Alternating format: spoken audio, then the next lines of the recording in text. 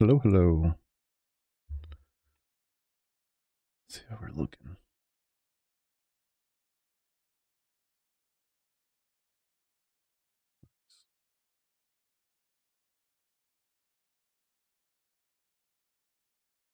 Ooh.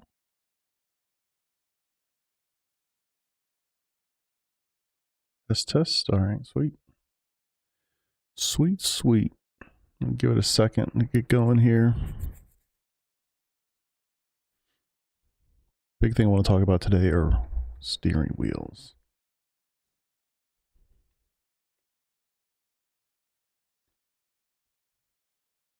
Five, five. 5 out of 5. What's up, Vista Cruiser? Michael? How y'all doing today?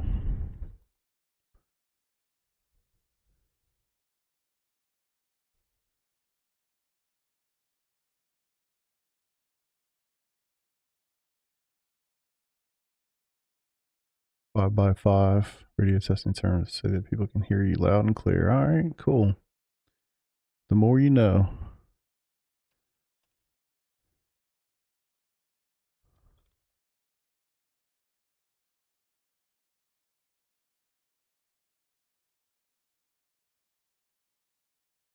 Watching while I work. Nice. Yeah, I've always wanted to stream during the day. That's generally when I watch most of mine too. Kind of have them on another monitor. Figured today I'm gonna cut my day short and hang out for a little bit.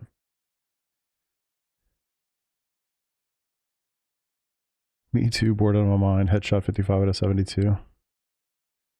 Headshot 55. Oh, are you taking them? Or are you editing them? Or both maybe?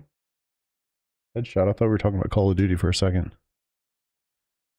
Feels like 4 p.m. and 1 out of work. Not too far away. Unless you're not East Coast. In which case you are further away. Getting there.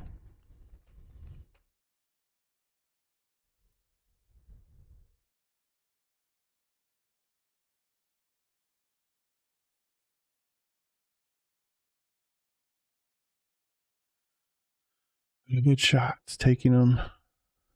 As you read it, I thought that too. Yeah. It's like, how do you know how many headshots you're going to get in this game? That's impressive.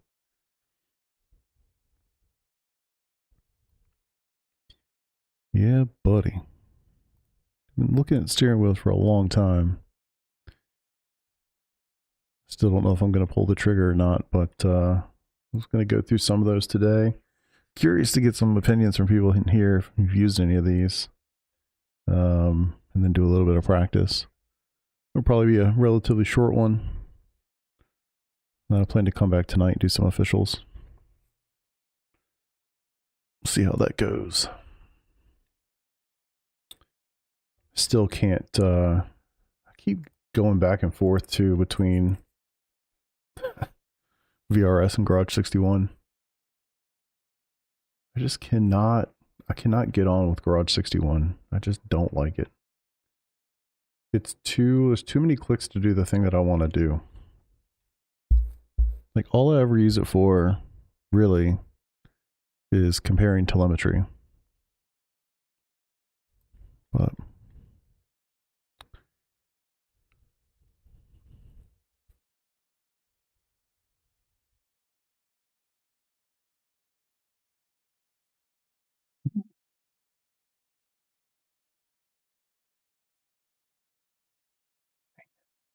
yeah, there's just I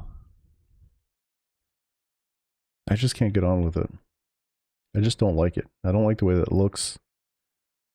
And I don't mean that in a negative way. I mean, I'm a software developer by trade, right? I'm horrible at any kind of graphic design at all. This looks like something I would make visually. I'm sure the back end of it's way more interesting and all that, and that's where I generally live. But yeah, I don't like it. Not a fan at all. Not a fan. And so yeah, I mean, I guess for me it's really straightforward.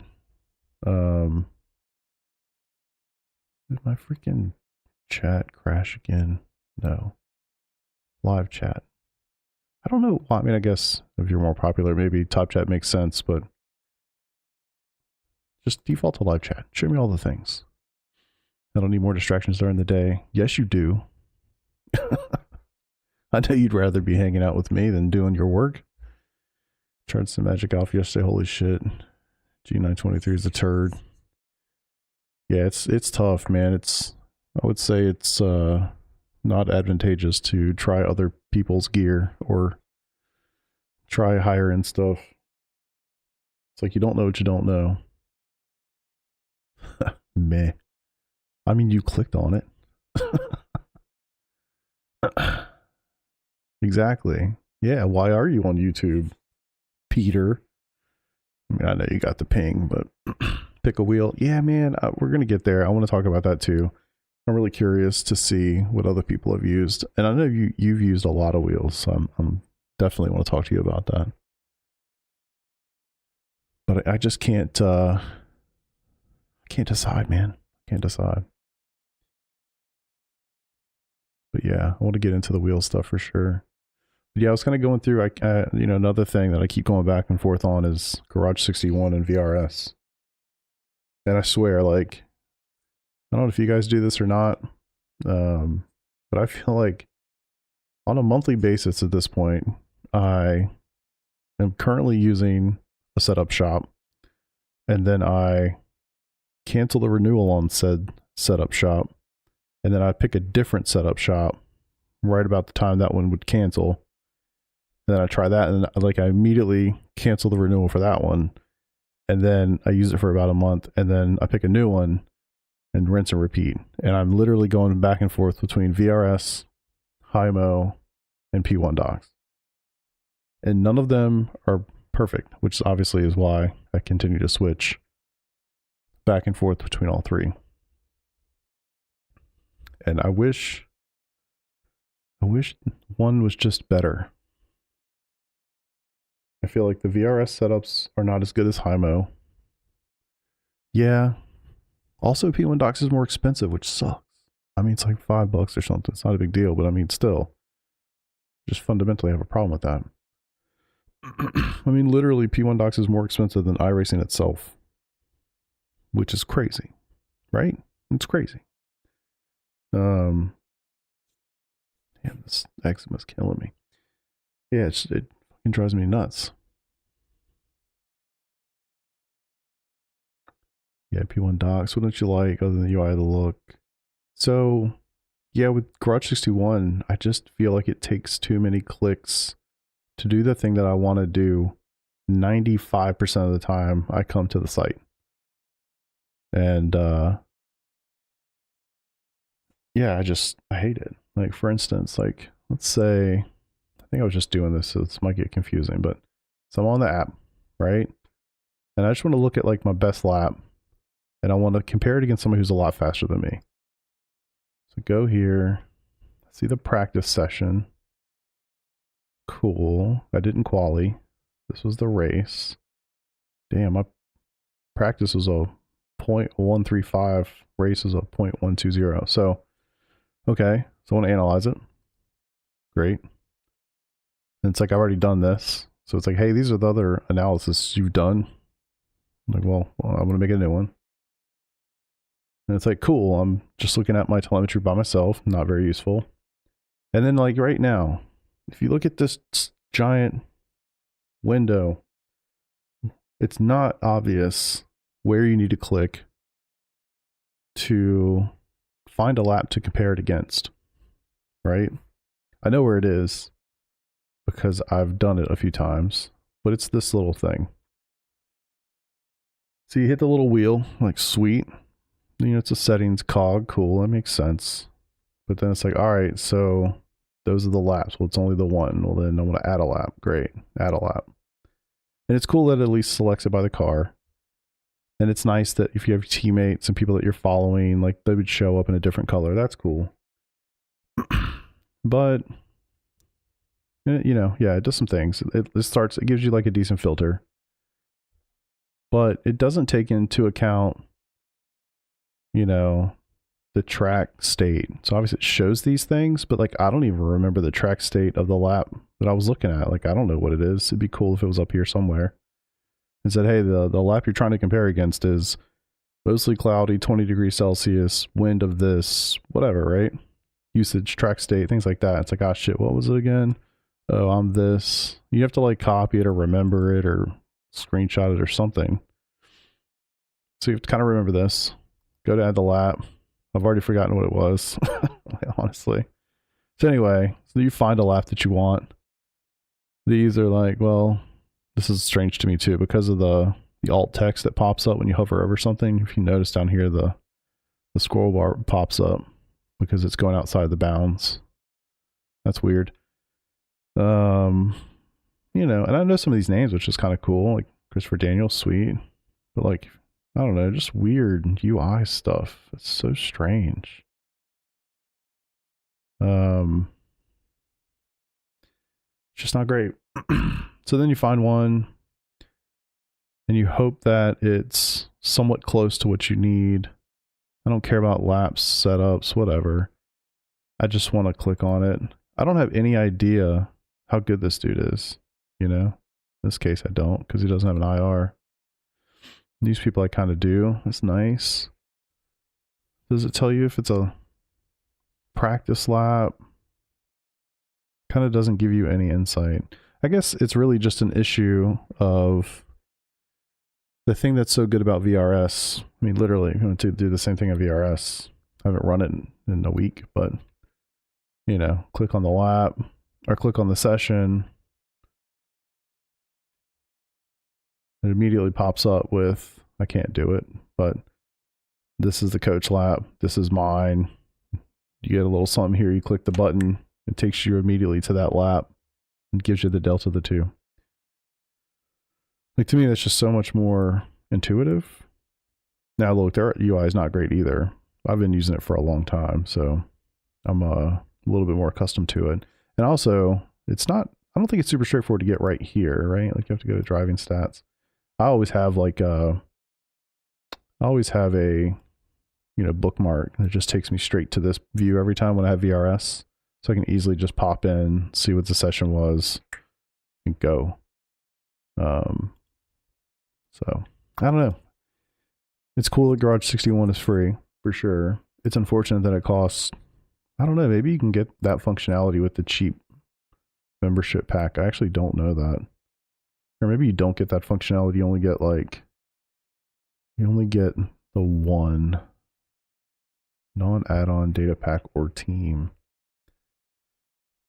Yeah, I guess that's not super useful for me. I jump around from a couple cars at least, but yeah, and it's funny, like the setups, I don't, you know, the VRS setups are fine. I don't think they're great. I've generally enjoyed the HIMO stuff more. Frankly, I've enjoyed the P1 dock setups more than anything. I think those are the best, you know, but then like, nobody's figured this out yet. VRS has a good website, good enough. I think the telemetry view is really good. I love the driving stats stuff. It's very concise. It's what you want. Get into what you need. The important stuff's right there. Can jump straight into this. Do an analysis between the two. I like going through and looking at when you go to the data pack itself and actually being able to see like what changed here, right, between stints. So you can see what the coach is trying when they put together the setup. Assuming they do a lot of that. I like all that. I think this part's good. They have a nice app that you can set up on your machine. It downloads all the setups automatically, puts them in the right place, and it's a VRS specific app. Fantastic. I just like that setup the most. I don't like their setups the most, which is unfortunate. Then you've got HIMO, which is cool. It has another app. Their app is not as straightforward. There's more going on here. Let's see if I can bring it up. They have a pretty interesting looking telemetry thing, but it's more expensive, like significantly more expensive, maybe? I don't know. It's just too much, man. Like, I don't want to, I'm not interested in come to see news, and like, I don't want to see any of this shit. I just want to get straight to the point, get into what I'm after, I don't care about leaderboards, driving to win, all this extra stuff. I'm just not here for it. It's not interesting to me. But they do have an app. It does the download stuff. It's nice. I agree, Peter. Luke, what's up, brother? How you doing, man? I'm doing well. Hope you are. I just don't like it. I don't like it. Excuse me. And so then with IMSA, it's cool, I guess, because they have their own app. Nice. You kind of can use Garage 61 to get the telemetry component of it. Cool. But I don't like Garage 61. I don't really like their app necessarily. They have this nutty folder structure. I mean, I guess that's like super nitpicky stuff. I don't like the folder structure they use. Kind of sucks. Yeah, Luke, I'm still seeing you on my board up here with that solid P4. Good on you, brother. And then you get to P1 docks. And I like their sets the best. They feel I don't like the way that they distribute their sets. They don't have an app. You have to use Patreon. And then you go to the Patreon. They've got like every single set you can buy individually if you want to. Cool. I always just do the monthly thing that gets all of them. And then you have to like download it, unpack it. And it's cool because it's in the right folder structure that you can just copy it over to your setups folder and it does all the things correctly. That's nice. To be honest, like they are young. I think they're really young. And so they don't do a really good job of getting those sets out in a great frame of time all the time. It can be a little laggy on that front. And it's almost lost sometimes that is a business they do make money from. It's kind of like, hey, I'm sick today. I can't get the things out. It'll be tomorrow. It's like respectful, get it. But it's like, it is a bit like people are paying you to do this. You know what I mean? It's kind of like, there's a little bit of that I think gets lost on them. I do like the sets. The way that you get the sets, not great. Having the app, super convenient to just set it and forget it, not worry about it.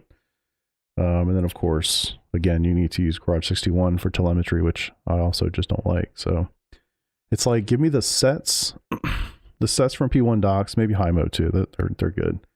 And then the website telemetry comparison analysis app to download sets of VRS. It's like, if you could just put those two together, I think you got a winner. But yeah, Himo is more than P1. No, it's not, man. P1 Docs is like fucking $20 a month, man. Yeah, like literally it's $20. Look at that. Yeah. So if you want to get, so they do this. P1 Docs. So obviously if you're a member, you get all these get crossed out and it's like download now or whatever.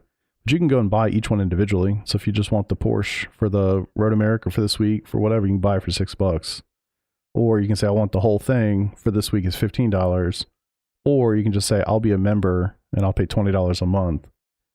But you have to come to this on Sunday, sometimes Monday, and download the zip and then unzip it and go. And that's not terrible, but it's not a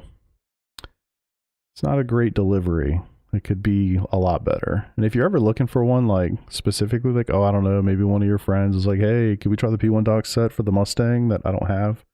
You have to like go in here, search for Mustang. And then sometimes it doesn't work as well as this just did. Like, it's nice. Road America and Sebring are right at the top. And Fuji, like, looks like it's actually, the Patreon's actually good. Sometimes it's not like this. Sometimes it's like, hey, here's the Mustang set from like 2 seasons ago or whatever. Sometimes it doesn't, it's just not a good search experience if you're looking for like one thing. So, I don't know. I keep going back and forth. But yeah, this is it, man. It's $20. That's a lot. I don't know what iRacing costs monthly right now. I've never paid for it monthly. I just get the annual subscriptions, but I don't even know that I've ever done this before. Where's like pricing? There we go. Half off. So regular price $13. So yeah, it's basically every setup shop that I'm aware of, except for VRS, is more expensive than iRacing itself if you just want to pay for it monthly. which is crazy. And but it's not easy to go and compare setups. I wish it was. Unfortunately, it's not. I would love to see, does anything ever change? Like, so you drive the Porsche, right? The 992 GT3. And they're at Sebring, season 2, 2023. And they're at Sebring, season 4, 2024. I'd love to go and compare those two sets between, just one setup shop, and get a feel like, are they making any adjustments there? I'm sure maybe there's something, and maybe it's a little different because it's like, accounting for a session that happens in June versus one that happens in November. And so in theory, the temperatures could literally be double that of the other one. But yeah, something tells me there's not much of a difference. And so then you wonder, like, well, I don't know, if you just maybe have it for a year or so, you probably have all the sets you need. And then the question becomes, why don't you just spend the time to learn how to make them yourself? And I think that is probably the right call. And if that's true, I think VRS is the play, because you get the coach lap, you get to really quickly understand where you're losing time against somebody is good. But yeah, I don't know, man. I feel like I've been riffing hard here. Don't really mean to go negative, but it's always on my mind. It's always one of those things. I'm like, maybe I should try P1 docs again. Maybe I should stick with Hyma. Maybe I should go back to VRS. Like, it's kind of a pain in the ass. Hyperion for IMSA and PRL next season. I hope to see y'all in there. I was actually thinking about signing up for their IMSA series, but doing the GT3 this time. That's definitely been on my mind. I did the GT3 IMSA series last season, had a phenomenal time. This season I signed up for the GTP, and that was just a horrible decision. I only lasted about 3 weeks before I just got bored. It was just too much for me, but yeah, I've definitely thought about it. I've been doing a lot of IMSA officials, so it's kind of like, it's not really a lift. I'm already kind of doing the track anyway every week. So it's just another league race to jump into and have fun with. The only reason I haven't is because with baseball stuff over the winter, I'm definitely going to be more involved doing some of that stuff. And unfortunately, those are Thursday nights around like 8 to 9:30, something like that. So it's kind of like right in the middle of those races. So I was thinking about it, but need to have a family conversation about that first. But yeah, it's been on my mind. That's for sure. All right. So yeah, Peter, I'm with you, brother. I like the Hymo stuff, but I really like the P1 docs better. It's just stupid expensive, in my opinion. It's $20 a month for some virtual bits. That seems ridiculous. But I hear people walking around me.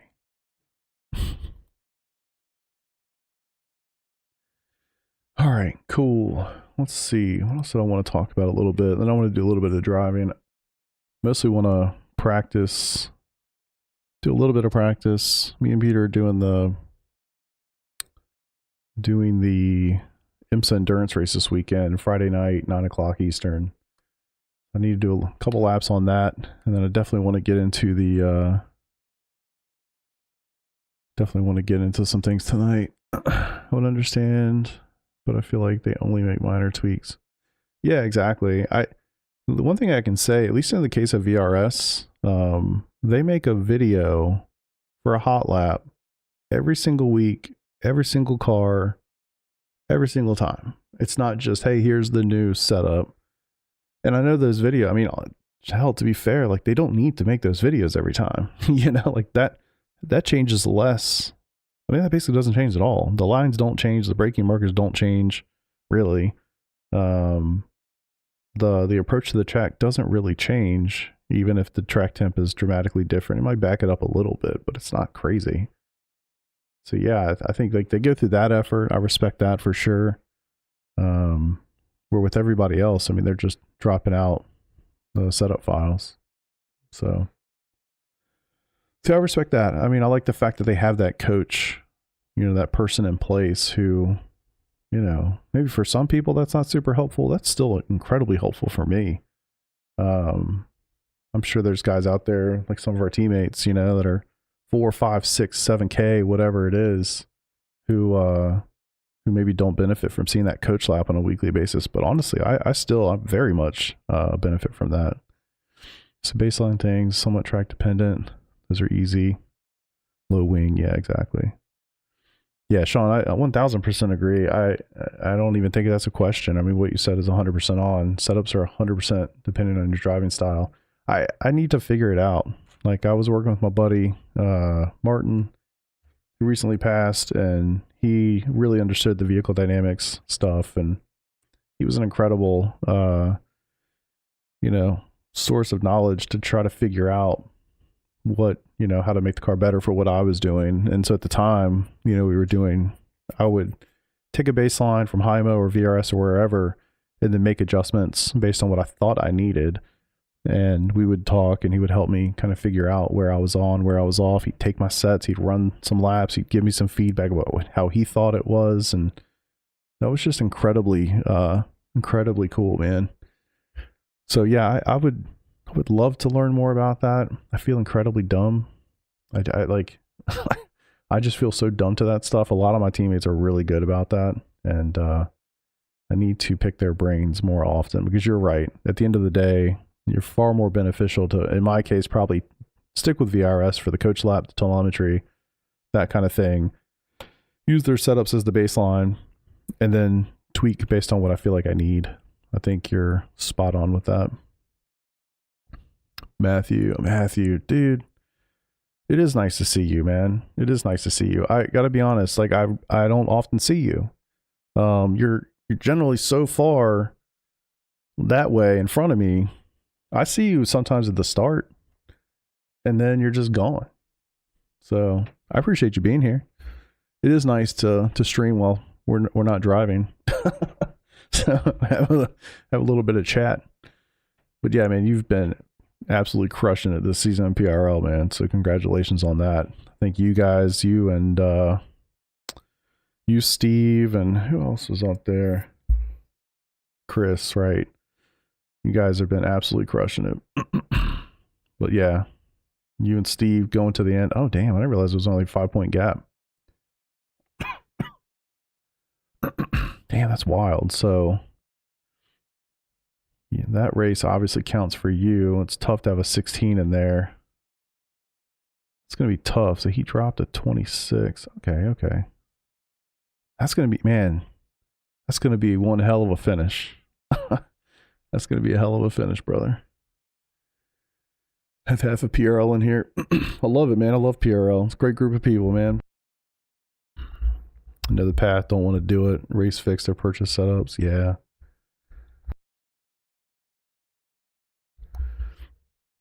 No, Sean, I feel that. Turning 18. Good grief, brother. Happy birthday to you, man. That's crazy. You want to know something insane? My oldest just turned 17. I'm old enough to be your father. That is insane. Well, happy birthday to you. And congratulations on being fast and kicking all of our asses. 21. That's wild. Yeah, that's right. Damn. Tragedy. Yeah. Super tough. Super tough with Martin for sure, man. Yeah, that is Chris. It is Crispy from PRL. Yeah. Yeah, it was Martin Crisp. Yep.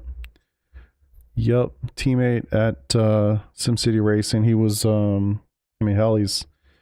feel like, we all kind of talked in our Discord as after that went down. I mean, I feel like as everybody kind of told their story about how they knew Martin and all of that, I bet you 70% of the people that were there that talked about him made reference to how he was effectively the person who got them there. I mean, he was just a great dude all around. So yeah, super sad for sure. Get him on the sim. Yeah, yeah. He my all three of my kids have spent some time in it. It's funny, my daughter, the youngest, she likes it the most. But yeah, my boys don't really spend much time in it, man. Yeah, Steve and you, yeah, you guys are freaking fast. I got to imagine y'all will not be amateurs next season. I hope you're not. Actually, I guess I won't be either, unfortunately. Well, who knows? Who knows? I guess I can't say that. I teeter right on that 3K buff, on that 3K line, like all the time. So I could very easily have a bad week or two right before the season starts and be sitting at AM again. But yeah, you two guys have been the class of AM the entire season, no doubt about it. So hell, you had a really nice string right there in the middle. Anytime you're scoring 40 points in PRL, you're doing something pretty good, for sure. Yeah, Steve's had a lot of great pace too. I think he's had some bad luck. I feel like I've seen him in some races where he just not finishing where he should. I mean, like I beat him in that one. Yeah, only one. He's quick, man, for sure. Montreal. Host of the channel, new to sim racing, new to iRacing, sim racing overall. The recent have question practice mode and courses I can practice on versus playing competitive. Yeah, you can you can you can jump in and do a test drive with whatever. Now you still have to own the content. You can't just pick anything, but you can do test drive. You can go in, you can literally pick any car that you have. So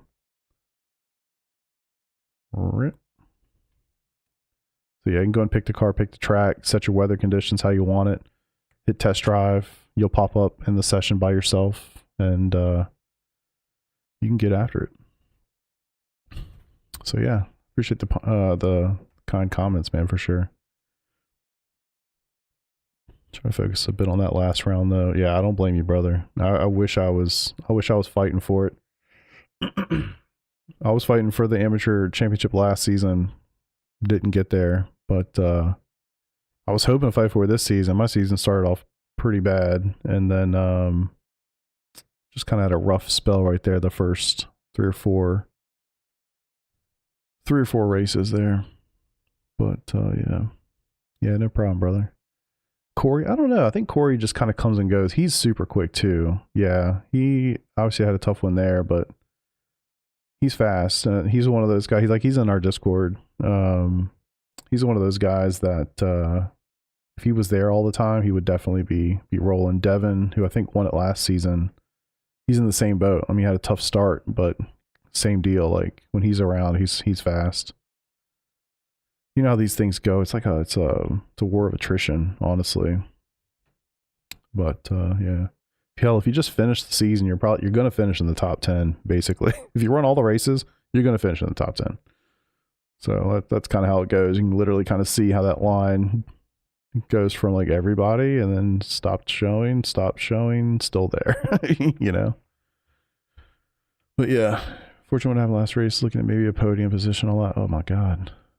Yeah, I think you did actually. Yeah. Yeah, man, the last two races I've had absolutely no pace at all. I mean, honestly, for me, when we had the break for the election, I just didn't race the Corvette that week. I spent a lot of time in the Porsche and I think a little bit in the McLaren. And it's wild, man. I literally spent like 2 weeks away from the Corvette, came back to it for Watkins, expecting it to be a rain race. So I didn't put any practice in, thinking, I'll just roll with what I got. And of course it didn't rain, so then I was significantly off the pace. But yeah, those last two races I was way off the pace, no doubt about it. But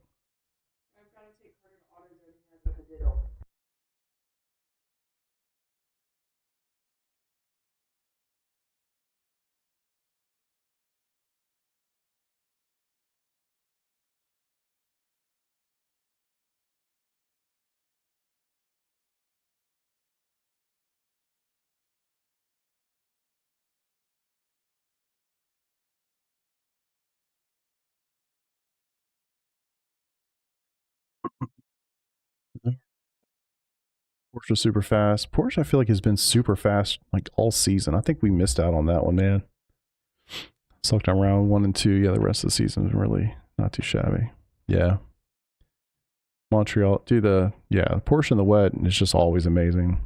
I really do wish that I had at least followed you guys with the McLaren, and had I not done that, at least gone to the Porsche. That was a mistake on my part. But I really have enjoyed the little bit of time we've done in the McLaren recently. I think that's pretty awesome. All right, let's bring up some wheels, brother. I've been talking to my guys in SimCity Racing pretty much all day about sim wheels. I want to buy a new sim wheel. So we'll start with what I have.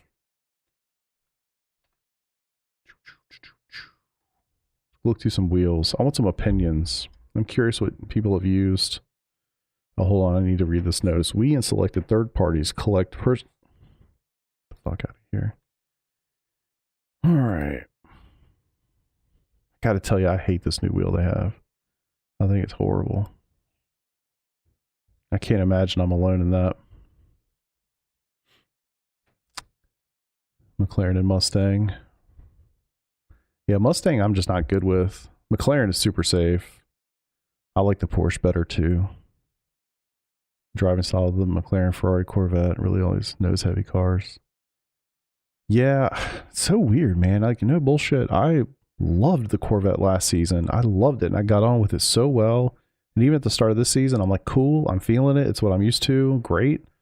I drove the Porsche and the McLaren for like 2 weeks. I came back for walk-ins, and I felt like I'd never driven the Corvette in my entire life. Like, I was so far off in that car. It was unbelievable. And yeah, it was frustrating as shit. I almost literally didn't do the race because, like, I'm going to kill somebody. I'm a second and a half off the pace, and I'm going to hurt somebody. It's like, I'm not even going to do it. And honestly, just running a second off the pace, but being safe and not, you know, getting involved in anything got me good finishes in both the last 2 races. But from a time point of view, I was way off the pace in both races. So I'm going to do that one more week. And just going to be shit slow at, was it Sebring, I guess we're going to? And it is what it is. I'll just finish the season out with the Corvette and pick something else for sure. But restrict yourself to run the Porsche officials. Yeah, I'm not even comparing to the top dudes. Like, no way. I'm comparing to like P10, P15, you know. I was at least half a second off of you and a lot of the other guys, at least half a second, probably more. But yeah, that's kind of where I'm at, Matthew. Like, for me, I feel like I pick a car for PRL and then I force myself to run it all the time in the officials just for the practice, like, just, you know, just to make sure that I'm like on it. And honestly, like, I kind of felt like my season was kind of over with PRL anyway. I wasn't doing very well. I knew I'm never going to catch you guys at the top. And so for me, it was like, you know, Peter, we're doing endurance races. You had the Fuji race. We did the 3-hour race. We're doing an IMSA endurance this weekend. And, you know, Peter doesn't want to drive the Corvette. I don't even want to drive the Corvette. So we're picking other cars that make more sense for those tracks. And it just so happened to be 2 weeks with McLaren and Porsche. So totally fine.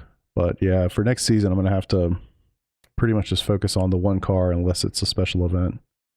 But I think too, like, I think all of SCR is probably going to pick the same car for PRL next season. So should make that a lot easier for us to do the weekly endurance races.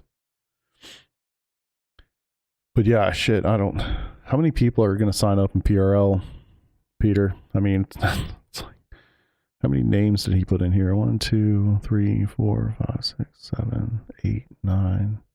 We're going to have like 10 people.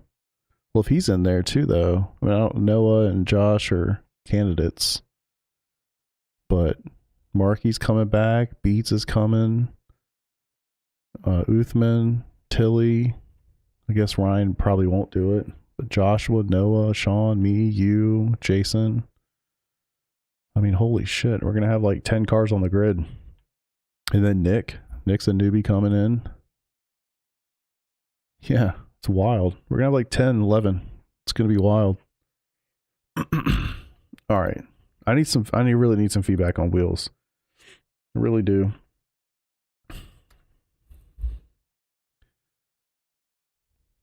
Yeah, straight line speed is a problem. You're right on that. That's actually why me and Peter picked the McLaren. I think that was one of the two big reasons we picked the McLaren for Fuji. It was really knowing that, like, yeah, we're gonna kind of suck compared to the Porsche in Sector 3, but nobody's really passing you in Sector 3 anyway, unless like you make a big mistake or they're just dive bombing the shit out of you. So it's like going into turn 1, going into turn 10, we, you know, attack, defend, have a little bit of juice there. Yeah, dude. I remember when I first saw the Hyper P1, I was like, oh my god, gotta have it. And then now, of course, it's 15% off. It's like, and 15% off an expensive ass item is a lot of money. It's $250. That's no joke. What else are we looking at today? Yeah, I don't like this new. I just think this looks like a toy. I don't feel like it looks like a wheel, like a racing wheel at all. So I'm glad you're in here, Peter. So here's what the issue that I have. This is what I have right now, the F Pro, and I like the F Pro. What I don't like about the F Pro, though, I don't like that it's 280 millimeters, so it's really small. I know that 20 millimeters is not that much, but it's 20 millimeters. The grips are hard as shit, and I have like, I think normal size hands, maybe even a little small. But these suckers are so hard it hurts my hand, like to actually try to grip these things, man. Oh shit, you're Peter Nodwell. Yeah, that's him. Yeah, dude, I feel like PRL was hanging out in here for about 30 minutes. But yeah, these grips are so hard. They like literally hurt my hands. So I like this wheel. I really do like the wheel. But there's some stuff about it I don't love. The push to talk issues that I have. I don't know if it's the button, and I've tried different buttons on the wheel, so I don't know what the hell it is, but you know, that's a whole thing. So Sean, that's the other one.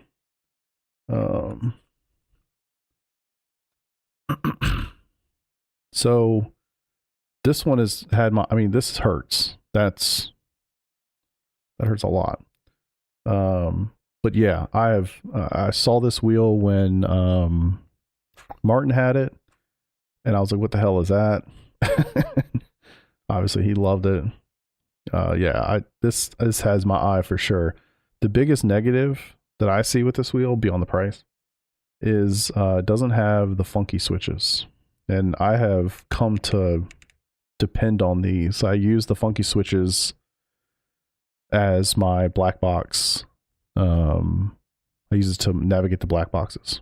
So not that that's like critical. There's like 4 million things on here, and I'm sure I can navigate that without having funky switches. But I've just always done it that way, and I'm not sure that I want to get away from it, to be honest with you. But yeah, I love this wheel, and I've been talking to, so Grid is actually one of the sponsors, or partners, I should say. Sorry, one of the partners for SCR. And I've been talking to one of the guys at Grid about this wheel. It is coming back soon. I think he said somewhere in the neighborhood of like a month or so. And they got some interesting developments. So I'm interested. I'm big time interested. This is painful. And I'd love to know, actually, of this much money, what part of it goes to Porsche. I'd love to know that, but oh, let me see. What did I miss? Yeah, that freaking 9. It's just such a beautiful wheel, man. This looks so good. VPG version. What was that again? VPG. Yeah. I was looking at this today too. I gotta be honest though. This is a horrible job of representing your wheel. I can't barely see the damn thing. And then you can't click it. Like, they don't have a ton of images of it. That's better. It's still really dark. That helps a little bit. Those grips look sweet.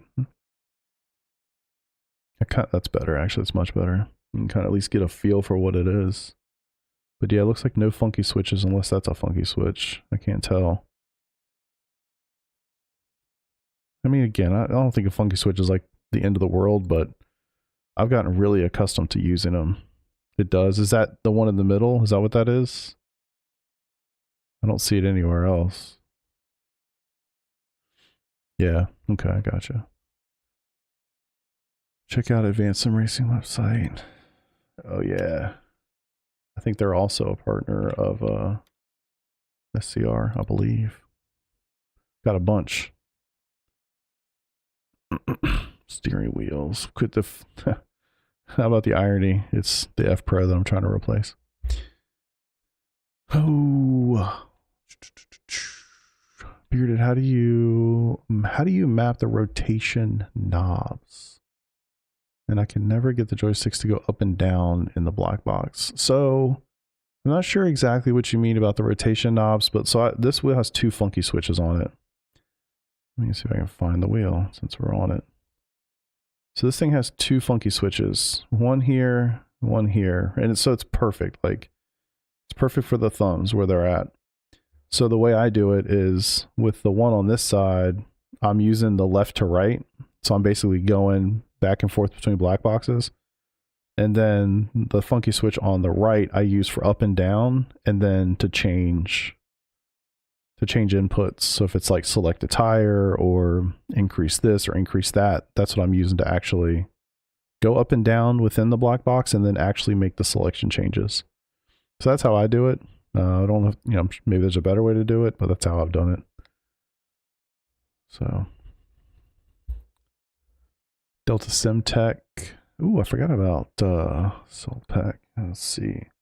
Delta Simtech.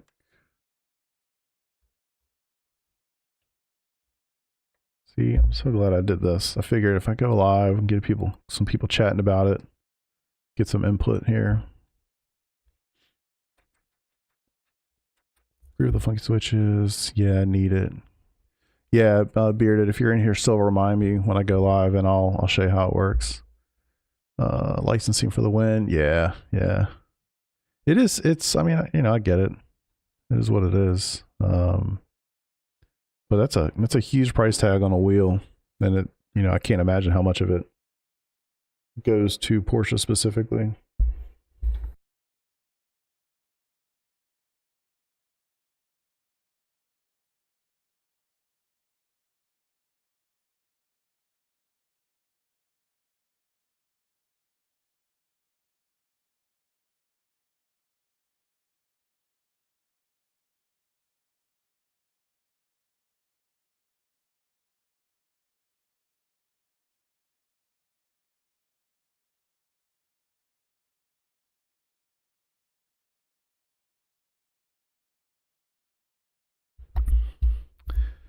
All right. Really like it. Has a funky, gotta run, see on the track. Later, Peter. Thanks, brother. I have to play with it. Don't know why. I have so much trouble. The knobs are like the engine maps and ABS. Oh, I gotcha. Yeah, I don't, I actually do have all 4 of the ones mapped for me. And I can show you that actually. It's kind of boring, but I have it mapped to what you would expect, right? ABS, traction control. I have one of them mapped to, God, what's that thing called? It's like the lap black box that shows up. I have it on that, which is kind of useless to be honest. I really just need to have it set up every time. But yeah, SimCore. Let's go to SimCore. Or OMP. Okay. Bring all these, holy shit. Almost had an aneurysm. All right, cool. That's right. Precision for sim. Oh my God, I'm gonna keep messing this up. Precision sim engineering. I was looking at that one earlier today too. That thing does look sweet. Also crazy expensive, but yeah, this bad boy.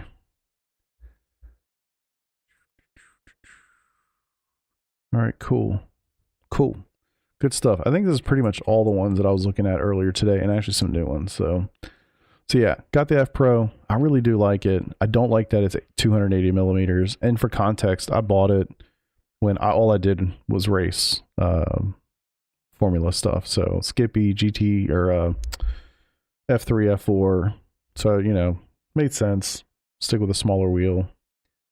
But all I've been driving for the last year, and all I really intend to drive moving forward, is GT3 mostly, but some prototypes and LMP for special events. So I'd like to get something that's bigger, heavier.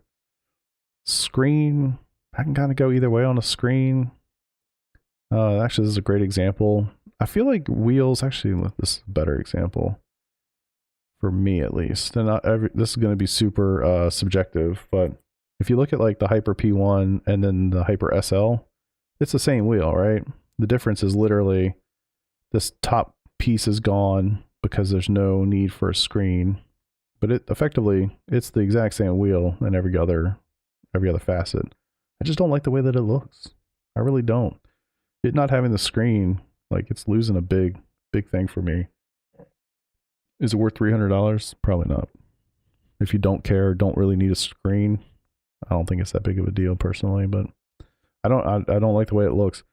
I'm almost more inclined to go with the Formula Pro Elite, but where I look for buttons mostly is up in this range. So look what we have. You know, here you've got the dials, you got 3 buttons on either side, and you got the 2 funky switches all available right there at the thumbs, where in this case you're missing 2 buttons from each side, which, you know, it's kind of a big deal. If you've got to reach down here, well, really down here, that one's not too bad, but if you kind of have to reach down in this area for buttons in the middle of a race, you're moving your hands in a pretty decent way. You know what I mean?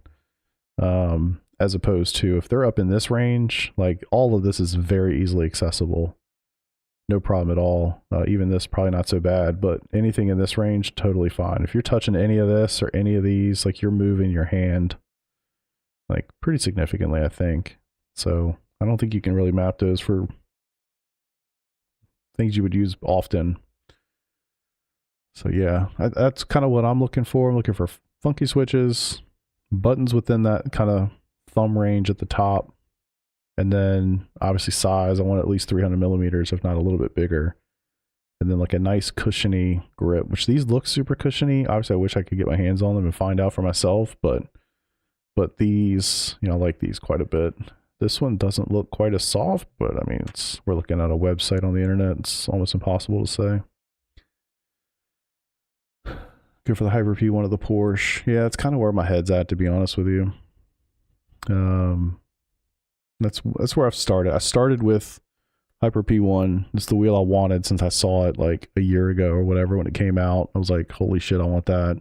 Just never did. And then I saw the Porsche and I was like, holy shit, I like that too. But like, how could you possibly justify? I mean, it's like $800 different. More than that even. Actually, maybe a little bit less, because once you go in here and configure this thing. One thing I don't like about this, I don't like the options. I'm the kind of person that's going to look at the stuff and be like, maybe I should get I definitely don't like that, but maybe I should just go with the black because it's just basic, you know. But then it's like, well, you're spending a lot of money on a wheel. Maybe you should get some accents to it. Then I'm going to go back and forth. Should I get this? Should I get that? And it's like, fuck. It's too many choices. Just, I don't really want to think about it. I just want it to show up. Honestly. Not sure if you looked at the Ace-Tech. I haven't really looked at any of the Ace-Tech stuff. Forte wheel's been great. Yeah, I've never really looked at their stuff. I feel, and I don't know if I'm right or wrong. Holy hell, no. Don't know. Okay, good. I don't know how their system works. Excuse me. I just assume that it's like, I just assume these are kind of closed ecosystems. I'm sure it's a wheel. You could just put it on anything, I guess, but yeah. Not a big fan of the look of these, to be honest. That kind of, it almost reminds me of the Corvette in some weird way. That looks sweet. Don't you? They call this a button box? Wait, what? That's insane looking. Just, that does look pretty damn cool. My computer fans are spinning up like crazy right now. It's taking all the might of the 4090 to render this thing in the browser. That looks cool. Why the hell are these things so big? Look at that. That's crazy. Now you can zoom in. I feel like these things are running at 10 FPS or something. Alright. Okay, cool. So it's got the buttons in this area. Whoops, stop moving.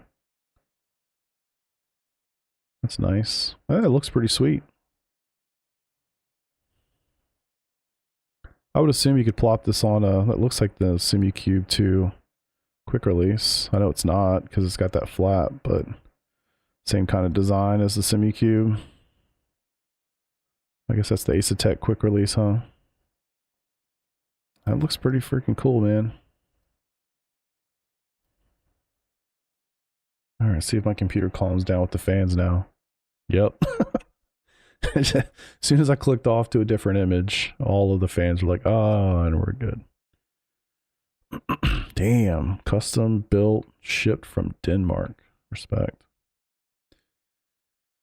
Alright, so I got like 5 wheels that are in my top 5. How about that? So honestly, both of these are in the play. I mean, this isn't available yet, but they're making some changes to the V2. This thing looks incredible. This reminds me of the Mercedes F1 wheel. I just think it looks incredible. But it doesn't have the Mercedes branding, so it doesn't, cost a shit as well.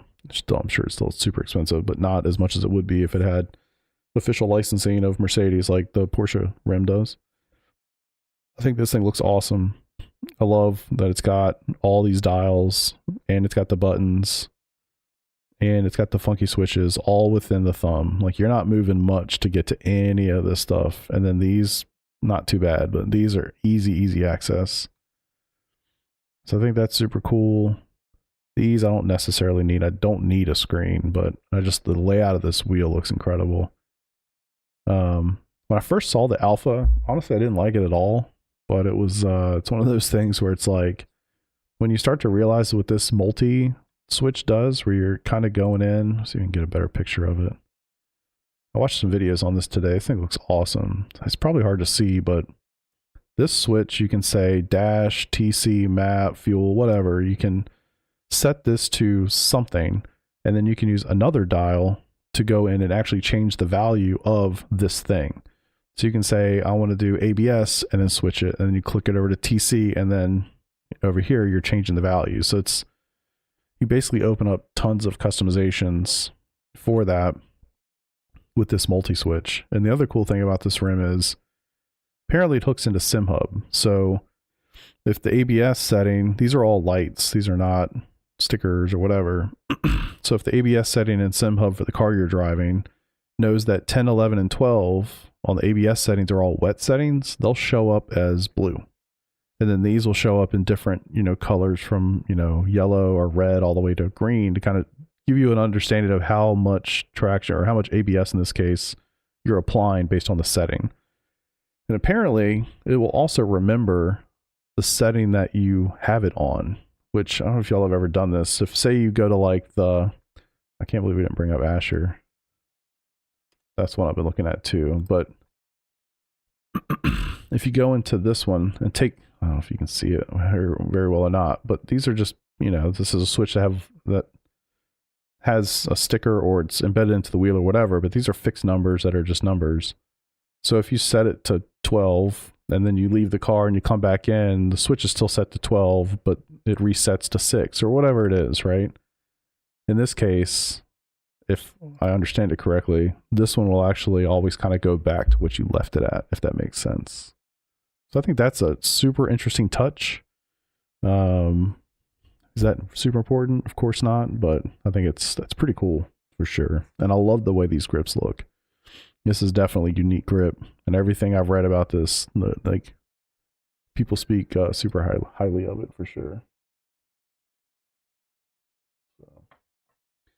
So yeah, these are definitely in my wheelhouse. I just don't know. Like, the nice thing about this one is they're all expensive. All these wheels are going to be expensive, but It's not insane. Like this Alpha, I think, is about $1,000. So if you get the Advance with dual clutches and all this, it's less than $1,000, which for a wheel like this, that's not terrible.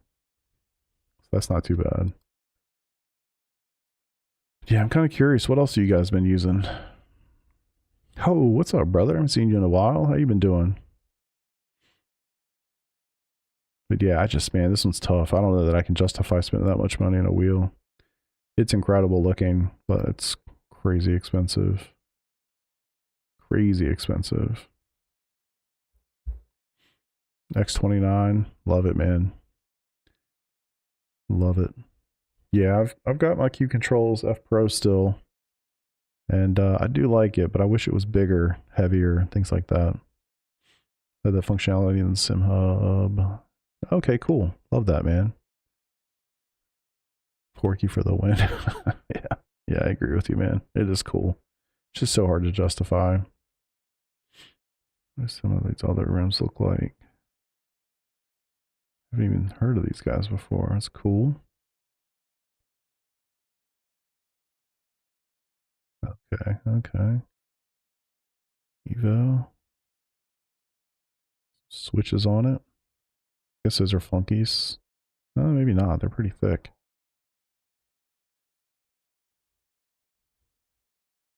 And these days, I feel like any wheel you get, you can set up with Sim Hub. Almost any wheel you can set up with Sim Hub. Matthew, nice to talk to you, buddy. Best of enjoy your birthday, man. 18, dude. It's crazy. More than twice your age. That's insane. Easy to justify. You're just not trying hard enough. Yeah, that's probably pretty true too, to be honest with you. Let's see what they got here. Oh yeah. I feel like I've seen some of these in some reviews recently. These things look crazy. Oh.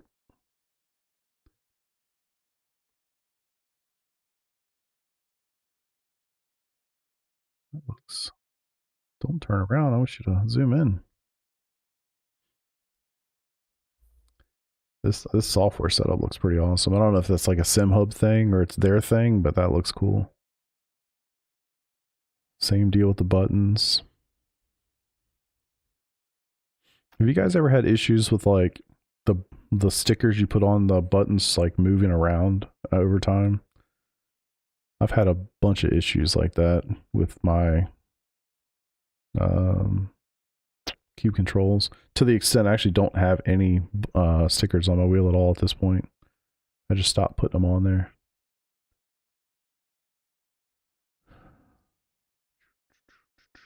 That's a weird looking wheel.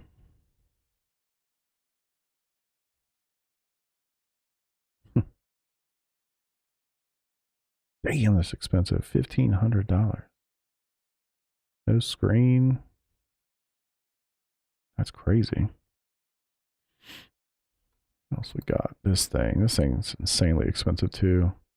I mean, super nice, but damn, that thing's expensive. This basically looks like the Porsche rim, just without the Porsche licensing, but the same price, actually more. Holy shit. So you got one funky switch in the middle. Okay, so this kind of looks like Peter's wheel and the Porsche wheel.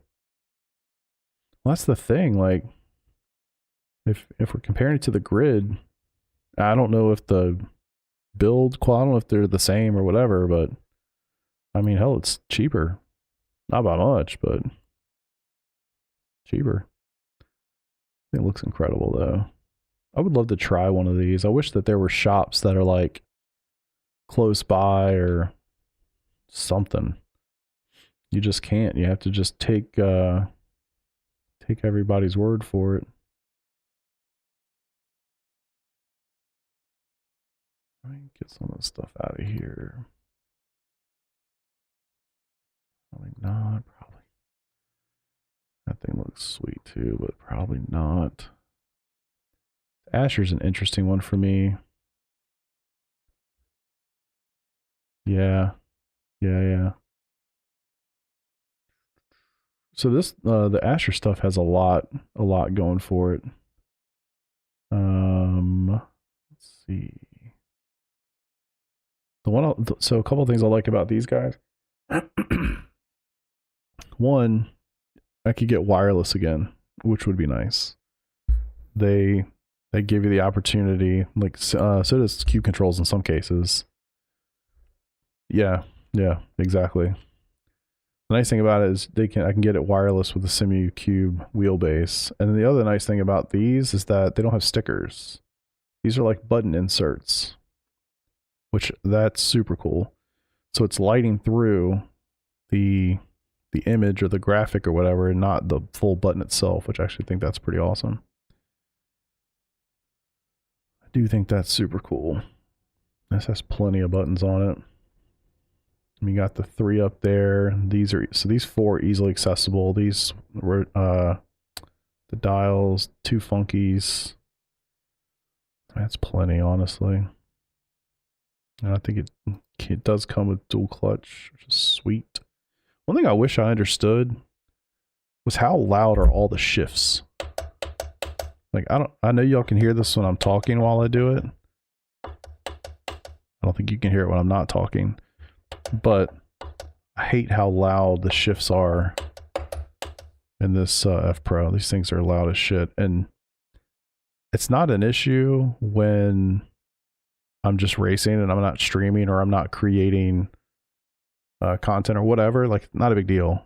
But when I am and my microphone is about 12 inches away from these shifts, it's annoying as hell. Like, I've spent so much time trying to set up the noise gating and suppression and all the stuff in OBS so that you don't hear it while I'm talking. It's a giant pain in the ass. That's like a very low end problem to fix, of course, but it is an issue. It is super annoying for me. I've never heard anybody ever complain about it, so maybe y'all don't care, but I don't know. I think about weird shit like that.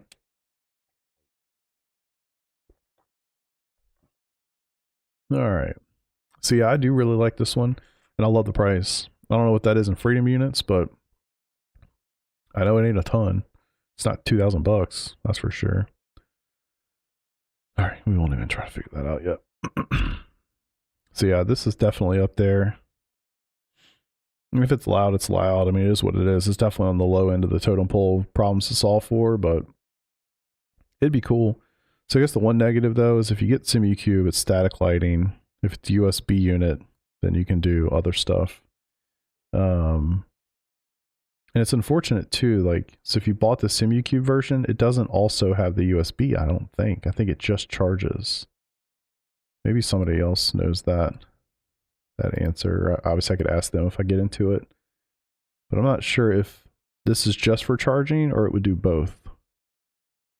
But you would think that it would do both, right? I mean, it even kind of has the charging icon next to it. SE version only charges over USB. Yeah, that's really stupid. That's really stupid. Because you also know, like, so if you go to buy this, you're going to add money for the Simucube version, but you're not adding anything for the USB. So it's like, if I get this, why don't you get both? You know? I'm sure there's some technical reason. Like, but yeah. And I like the simplicity of this. It kind of reminds me of the F Pro. It doesn't have a screen, so I'm not wasting money on a screen I'm never going to look at. I love the fact that it doesn't have stickers. Those grips actually look a lot like my Cube Controls grips. So they might be really hard, and I'd prefer to have some softer grips. But I only have the 2 dials in the middle, which I guess doesn't really matter much. I do use them, but not that much. Really not that much. But I'm sure I missed some stuff, and I apologize if I have. Asher streaming at 3 p.m. Ryan, what's up, brother? I'm sorry, man. I missed that totally. Streaming at 3 p.m. Yeah, I kind of decided to take the rest of the afternoon off and thought it would be more fun to come and stream than sit here and watch TV or go sit outside and chill. Yeah, brother. What do you think is a sweet spot for the size of a team on iRacing? Definitely here, but we know what you're doing. Yeah, Vista. Yeah, I'd love to get rid of that somehow, but it's like impossible unless I just don't talk. What do you think is a sweet spot for a size of a team? That's a great question. I don't know, man. I think I've been on teams with, I mean, the two teams that I've ever really been on, well, I guess three. They've all been really big. Two of them, the first two were way more casual and they were relatively large teams, but it was like you'd always have like half the people that were like on the team were not really in iRacing in the moment, if that makes sense. Like they were just kind of in and out of it and either not doing it at all, or maybe they were doing it but they didn't want to do endurance stuff, so they're just on the team but they're not like really participating much. So yeah, I don't know, man. It's a great question. I think you need to have, it's like anything, people's interest will come and go, and what you really don't want to find yourself, in the situation of, we've got a 4 or 5 person team and it's mid-January, but only 2 of us are really racing right now. So do you want to do the Daytona 24 and you run 12 and I'll run 12? Like, you don't want to do that, right? So you need to have a bench is not the right way to say it. That's how I think about like my World of Warcraft days in a guild, but you want to have like a large enough group of people that when people come and go or just kind of chilling and aren't really into it in the moment, that you're not sitting on the bench or sitting on the sidelines and not able to, to run a race because you don't have enough people. So the way I've looked at it, and hell, when I was doing Shake and Bake with, my OG guys from like Skippy days, and we were doing Daytona and Bathurst and other races like that, we got to a point where we had, I think one year we had 3 teams doing the Bathurst 12. And I was doing all the, putting teams together and helping them with the spreadsheets and all the things for organization. And I thought that was great. And so you basically got, I think in that race, we still had 4 people a team. So we had 12 guys basically on the team. So I think you want at least 5, 6, maybe 7, something in that range. But kind of the more the merrier. I'm sure there's a number where it doesn't make sense. Like, hell, I don't even know how many team members we have in SCR, but it's probably in the neighborhood of like 25. I bet you we have like 25 active drivers in SCR right now. And I don't even know how many teams we had running Fuji last weekend, but I think it was somewhere in the neighborhood of like 5 different teams running. We only had 2 people per team, so we had 10 guys running the race, to give you some kind of lay of the land, but that's kind of how I think about it. I think no wrong answers. And Ryan, if you're not here and I've answered that late, I apologize, brother, but I'm sure I'll talk to you soon. Yes, one thing on Asher, the one I had, hated the grips, dog shit for the price, but it was a V1 old wheel. Okay. If you're not on a screen, precisions, I didn't get rid of them, did I? Nope. LM Pro. I don't like that look. I don't like either of these looks, to be honest. Am I a bougie bitch or what? This almost reminds me of the... It's funny, because this actually looks really similar to the... No, I guess it is the Precision. This one. No, not that one. This almost looks like this one. I don't know. I don't love it.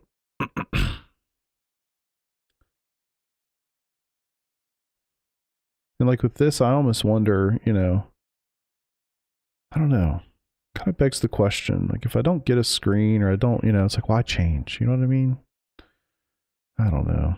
God damn, it's expensive. These prices are crazy. I definitely don't want a round. I had a D-shape Cube Controls rim, and they literally would get in the way of my screen. Like I have to like look around and over it. It's pretty annoying.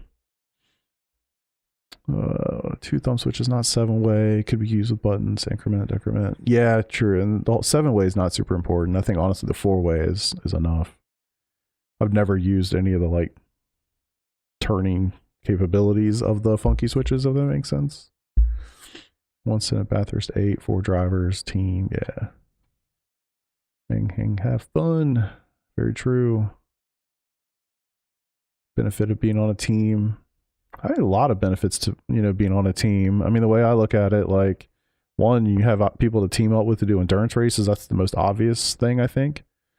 But it's going to be other stuff, like just having people to hang out with that, you know, you can sit in Discord with and talk to, who have the same interest you do. And hopefully y'all are similarly skill ranged, pace ranged, whatever. So maybe you're in officials together.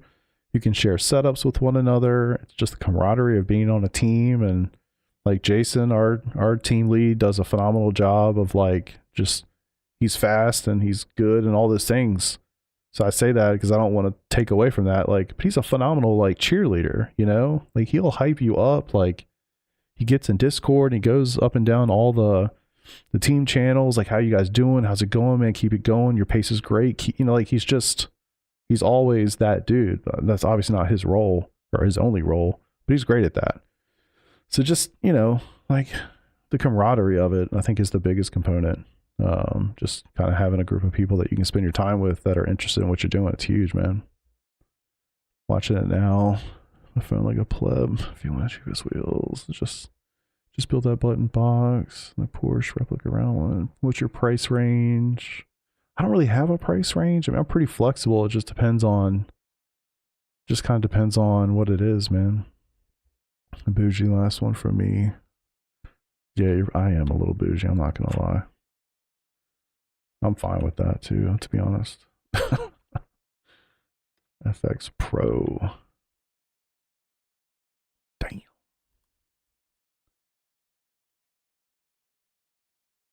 So 1, 2, it's easily accessible.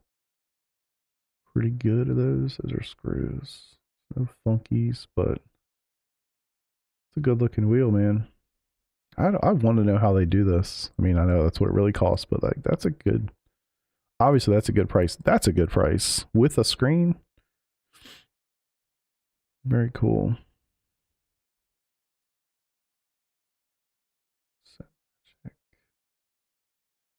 No, I don't know. Again, it was SimMagic and God, what's it called? Not Invictus, Ace Attack.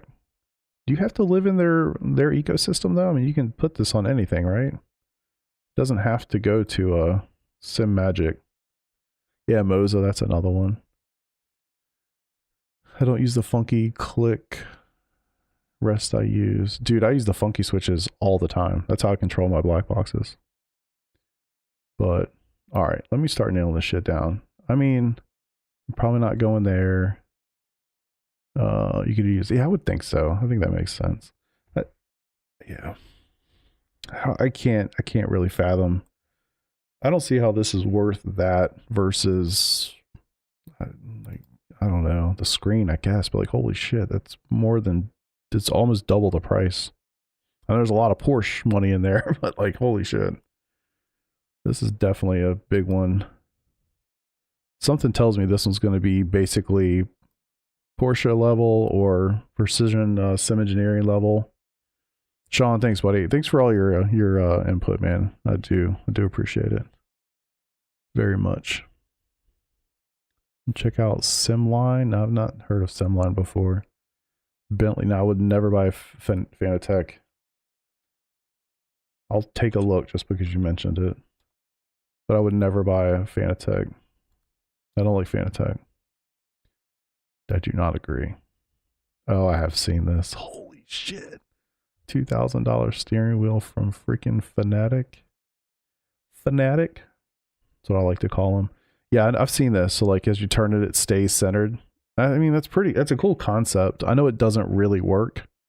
Like I've seen the reviews where like they turn it really fast. Well, it can't keep up. You know what I mean? It's delayed a little bit or whatever.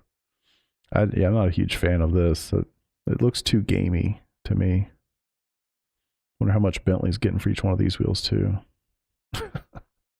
I just don't like Fanatec. I've never owned a Fanatec product. I'll say that. But I've known a lot of dudes who have and have had a lot of issues with their support, RMAs, like all sorts of stuff. Like I just wouldn't do it. Wouldn't do it. Review for the tube. What's up, brother? Had them for years, no problems. Yeah, and that's the other thing, you know, like I've known a lot of guys who have had a lot of problems, and I know some guys who have never had a single problem ever. And so it's like, you know, how do you balance that? And the way I've always framed it is that at the end of the day, Fanatec has probably sold 10x the number of products that Simucube has, or Asetek has, or Moza, or any of the other ones, right? Especially the companies that were out when Fanatec was kind of doing their thing, right? So when Moza didn't exist, and Asetek didn't exist, and SimMagic didn't exist, and all these newer companies didn't exist yet, they were 10x at least the size of anybody else. So yeah, naturally you're going to hear more issues. You know what I mean? That's how it works. But yeah. Second pedal Fanatec's mega upgrade. Yeah, I bet it was. Holy shit. Going all out, ordering the Invicta wheel rim from Asetek to go with my new Invicta wheelbase. Hell yeah, brother. Congratulations. New hardware day is a great day. My wheelbase, I'm using a Simucube 2. Too many wheelbases. It's funny, man. I only got the one. Hope nothing happens to it. Knock on something. So, all right. Well, if I'm being honest with myself, I don't see myself spending this kind of money on a wheel. I just don't. That's a real struggle to justify. And then the Porsche and this one, they look exactly the same to me. Am I missing anything here? Like, this has a symbol on the front instead of a funky switch, but they look the same. The lights at the top look the same. I mean, these are in the same positioning. It'd be smarter if I just put these side by side, wouldn't it? I promise I'm not an idiot. They look the same. I know there's differences, but they're pretty damn close.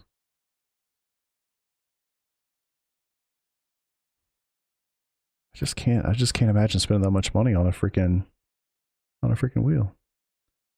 Millimeter spread. So that's one of the main issues that I want to change mine. Mine's 280 millimeters right now. These are 300. DD Plus and Fanatec, and Magic Ultimate. Now the Invicta. Good grief, brother. I guess you're reviewing those for the YouTube. Just putting some things together there. Yeah, I just can't imagine. I really just can't. So put these to the back. Honestly, if I had to rank them, this is how I'd rank them for most likely, especially with this freaking discount. Hyper P1, probably number one, even though it has a screen, and I don't need a screen. Either that or one of these two, or the McLaren. I really do like this, and it's pretty freaking cheap relative. I don't know what that is in freedom units, but I can figure that out. These I just don't know. They're so expensive. This one's actually cheaper than the McLaren X29. Yeah, I just don't like the look of some of these. Like, to me, this is close enough to what I have that I don't know why I would change. You know what I mean? Like, I guess the really only difference would be it's 300 millimeters instead of 280, which is important. I do want to switch that out, but it's not changing much else other than that. I'd be losing buttons, switches. I don't know. I don't really see the point.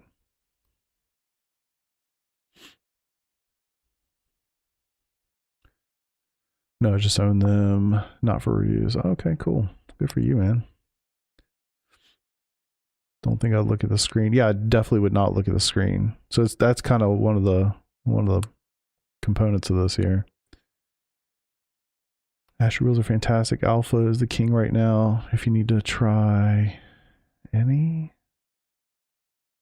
what would you lose? So you can't see it well on here, and I don't want to try to take it off, honestly, but I've got a couple switches. I don't even know what these switches are called, but you're basically losing a couple buttons at the top for me.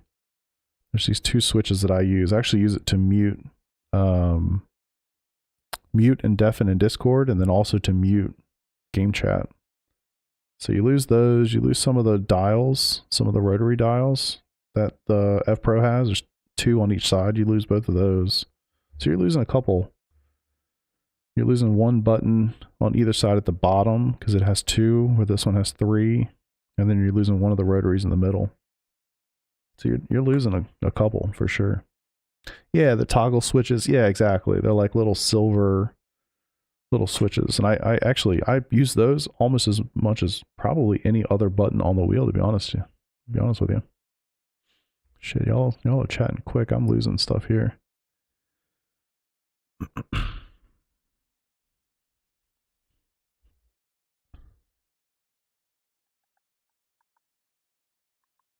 The Bavarian Alpha is goated. I keep seeing that, man. I keep seeing it. It's definitely interesting to me, especially for the price. $1,000. It's under $1,000 technically. The screens are what make them expensive. Yeah, absolutely. Absolutely. Toggle switches need a cup car next. Okay, yeah, I dig that. Guess it's a question of habits. Have a button box for muting other things. Yeah, and I mean, I've got a Stream Deck I could certainly use for a lot of that stuff. That's a good point. One shape similar to it. Hyper SL. If you don't need a screen, I just don't like the way the Hyper SL looks personally. Yeah, this Alpha does look awesome, and the price is hard to beat, man. Even with the advanced options like the dual clutches and whatever, it's still just barely under $1,000, which for a really high-end wheel, like that's legit. Cut out. Dude, when you hold the Alpha, the ergonomics are unbeatable. That's what I keep hearing. Fuck. Is it 300? What do you mean? What is 300? Oh, like the difference between one of the wheels that has a screen and one that doesn't. 300 millimeters. Actually, it's 295, so it's actually really close. But technically, no, it is not 300. It's 295. So close enough. Oh, you went to the expo?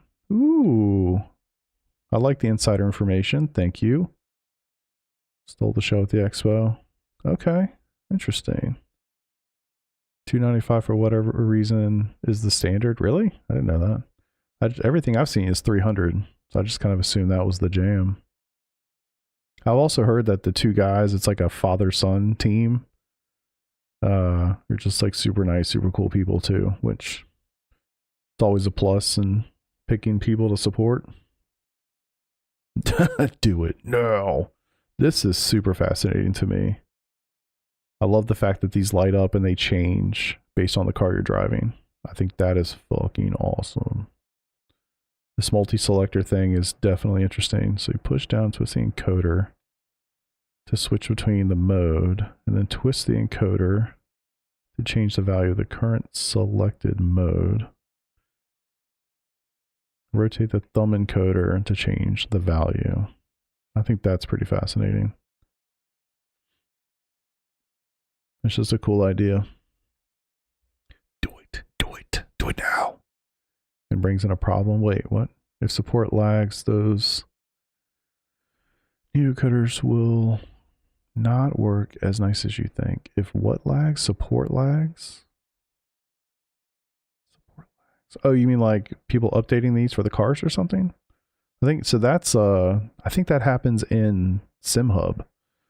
So I don't think that's. Yeah, I mean that's a good point, but that stuff happens pretty fast. I can't imagine it would be too bad. Yeah, good to support them. Super small, super into it, and very enthusiastic about their products. A lot of thought into it for some racers. Yeah, I love that. I love that. Somebody still has to code it. Yeah, no doubt. But I mean that, you know, you might be waiting a couple of days for a SimHub update or something. That's not a big deal. Yeah, I love that. Oh, sorry, Wooten. Woot. I'm just gonna call you Woot. Sorry about that. But yeah, I do really like to support that. I think that is awesome. Love small business. And that honestly, it's one of the reasons why I like GSI so much. I know they've gotten bigger, but I still remember when he first started streaming on Twitch, and he was building his wheels, you know, live on the internet. I thought that was super cool. I love that. And he started in his house, and now he's got a warehouse, and he's scaled up a little bit. I think that's incredible. Soul Pack, yeah, we looked at that one. We looked at that one too. I don't think that's in the running for me, unfortunately. It's a sim rig. As my sim rig's in a corner of a room in pieces. Oh, brutal. Fine with what I have. Yeah. I should be fine with what I have, to be honest with you. Maybe we can get a BOGO. If only, man. If only. I should reach out and be like, hey, would you guys like sponsor me and maybe give me a discount? I'll put your logo on my stream. I'm fine with that. For sure.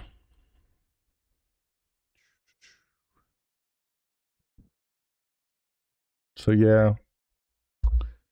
Oh man, I didn't know you moved countries. $500 super chat incoming. Nice. Yeah, I got all that turned off. Don't worry.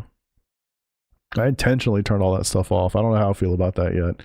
I'm fine to make a couple bucks from ads on YouTube, but I don't feel comfortable with people sending me money.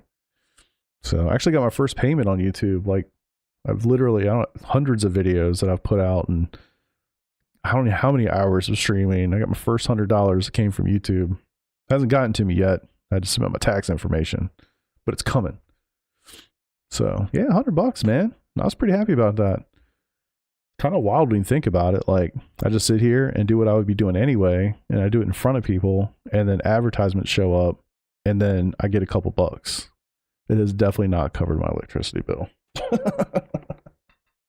Yeah. I'm not saying you make a lot of money, but it's $100. I mean, shit. I was thinking about it like, well, cool, man. That covers, I can buy the cars that I want this season and whatever track comes out this, whatever. I can take a whole year or more of content for me and in iRacing. I thought that was pretty cool. But yeah. Thank you. I appreciate that. I genuinely was super happy with that. Like, I just thought it was interesting. Like, I'm going to do it anyway. I'm having fun and chatting and hanging, and yeah, I'm nope, not doing it. Not doing it. Not comfortable with it, man. To be really honest with you, I'm not comfortable with that. Put those YouTube bucks in some place and check only a year later. You'll have that. Yeah, if the market's good, maybe. Yeah, I had my member thing turned on for like a really short period of time, and I quickly turned it off. Like, I'll always remember Shay was the first person to be the member on my channel, so that will never be forgotten for me. Thank you. But yeah, I turned it off really fast. I don't know. I didn't think through that enough. In my opinion, it creates this dynamic of, that I just don't know that I want to participate in yet. I'm not comfortable with people sending me money on the internet, to be fair. I'd hate for somebody to be like, they need it more than I need it, and they send it to me because I entertain them on the internet a couple hours a week. Like, I don't know. I don't feel good about that. Not ready to do OnlyFans. I thought about it, man. I don't want to embarrass anybody, but I thought about it. So we gotta support you somehow. Putting time and effort into it. Yeah, I there's something there for sure. Yeah, I just don't know, man. I don't know. Miss community, people in the community don't start more with that. Yeah, that's a good point, man. I don't know. Just feel like once you do it, you kind of like, you cross a line that you basically can't get back unless you do it really fast like I did. And I just don't know if I want to go there, That's what he says. Yeah, if I can win the Daytona 24, I will definitely auction off my sweaty sim socks. 100%. Book it. Book it now. Because I'll be so happy I won the Daytona 24. I don't care about anything else. For sure. All right. Well, I'm going to think more. Obviously I'm not buying this right now, but maybe not obviously, but I'm not buying it right now. But I'm going to think more about it.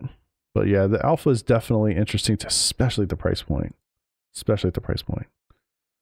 not bad. I mean, I love the ergonomic component of it. Those grips look nice and meaty, where the ones I have, these are really hard and very small. Obviously it's bigger. I need that. Still get the funkies. Still have all the buttons here in thumb range in a really good way. I love this multi-function thing. I think that's super cool. Get the lights, which is nice to have. I think that could be kind of cool. And I love the fact that these are all lit, because ABS and TC for the cars I drive, it is relevant. Not that I switch them very often, to be fair, but I think those are relevant pieces of information. So I don't know. This is definitely interesting to me. So we'll definitely keep it up here in the same boat. I just don't think it's not here, but I'd have a hard time justifying any of that, man. This was actually a funny topic. I'm trying to shoot for the IRL Daytona 24. I've thought about going back. My wife and I went in 2023.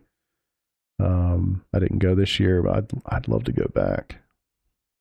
I don't know. It's on my mind. I've been thinking about it. I'm gonna have some free time in January anyway, so maybe I will make the drive down.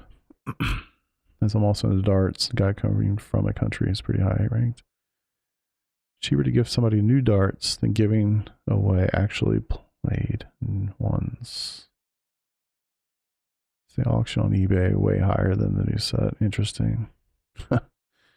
Just incredible. It's just an incredible wheel for under, like, I don't know how they did it for under $1,000. Quality components. It's crazy. Yeah, man. I watched some videos on it. I saw Dan Suzuki tear it apart. Yeah. I'm half inclined to buy it just to see, because when you think about it versus like any of these, I don't know, man.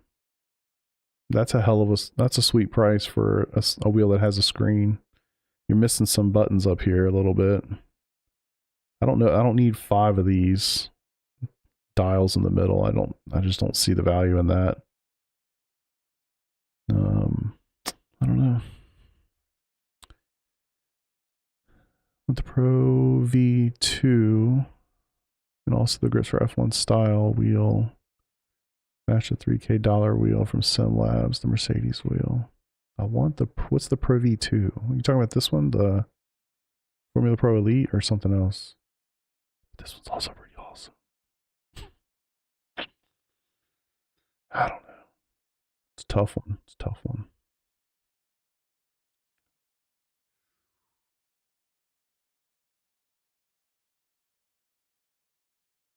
I think we could probably lock these off, to be honest.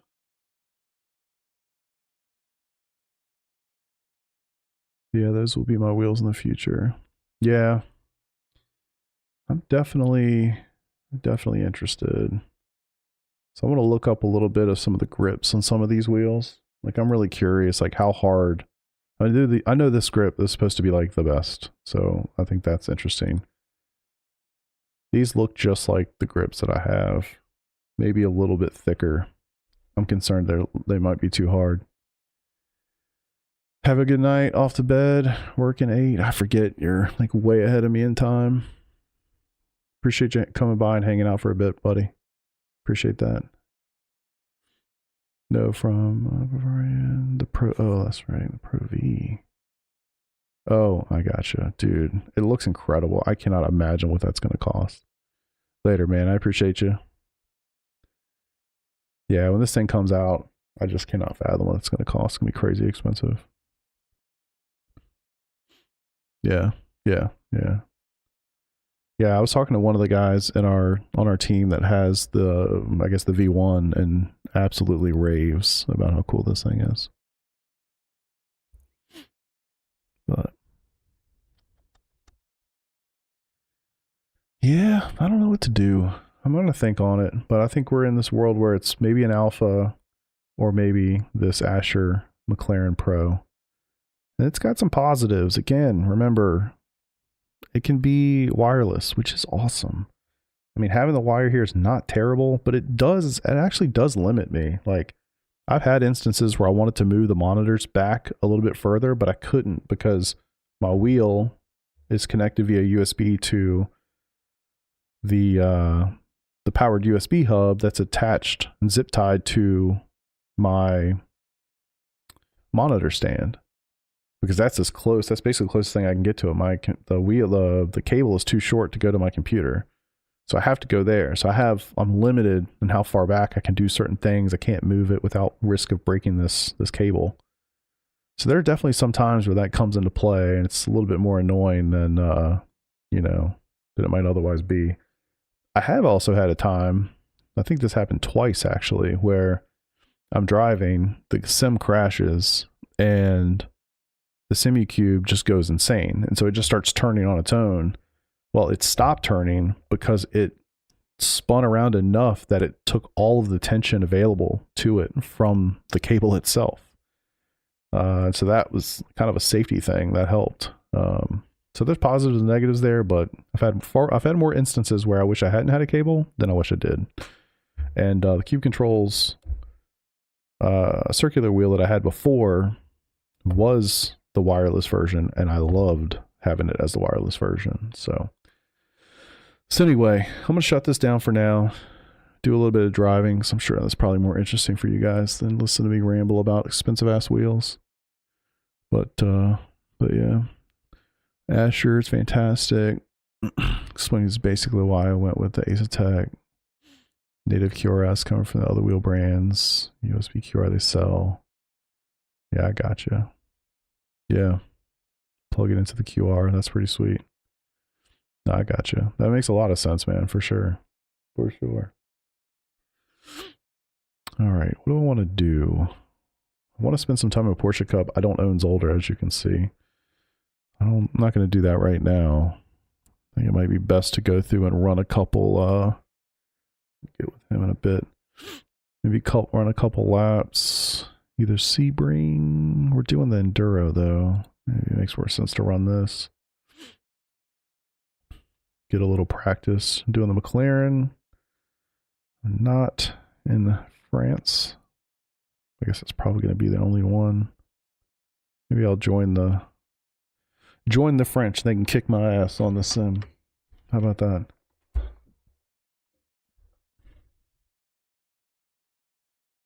But yeah, it's a tough balance, man. It's a tough balance. What are we driving tonight? 3 hours. Oh my God. When are you starting that drive? I'm probably not going to be driving for too long. I do intend to come back tonight and stream, do some actual officials, but yeah. I'm just going to putz around for a little bit now before dinner time and all that.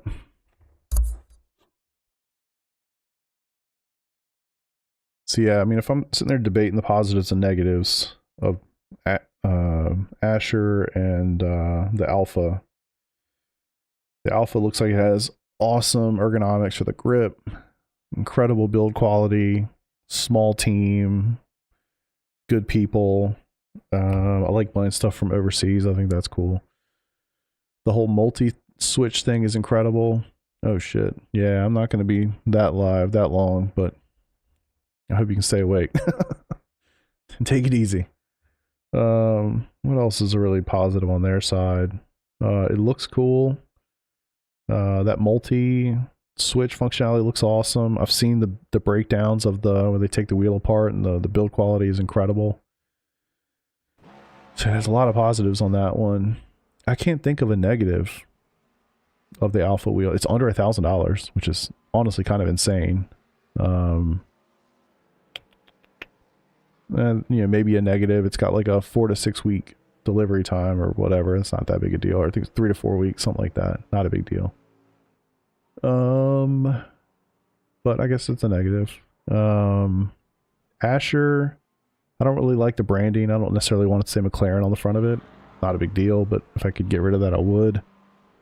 Which means that the wheel is more expensive than it should be because McLaren's getting some money out of the deal for like a sticker, basically. I love the fact that they don't have stickers for the buttons. I like that those are like caps that you replace. I think that's actually a huge positive versus every other wheel I've ever seen. That's a big positive.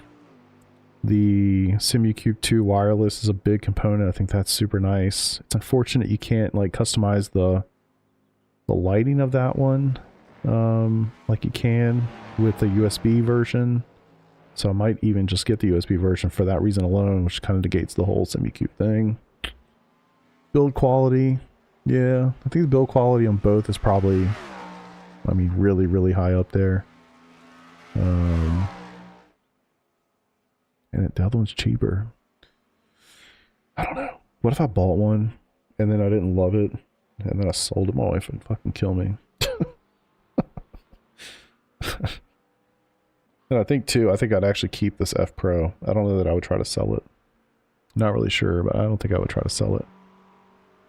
All right, Hymo, IMSA, Road America, race. Let's get a couple laps in. See how she feels. Ooh. I wish I knew how clicky, because you guys can hear me clicking right now because I'm talking. Guessing you didn't hear any of that though. Wish I knew how clicky the two were. That actually could set me over. Just making content.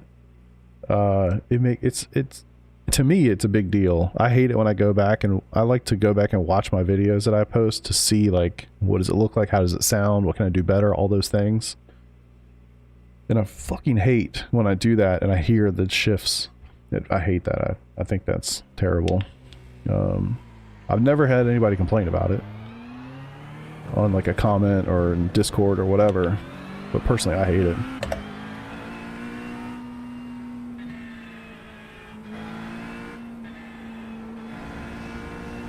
Asher pedals are loud.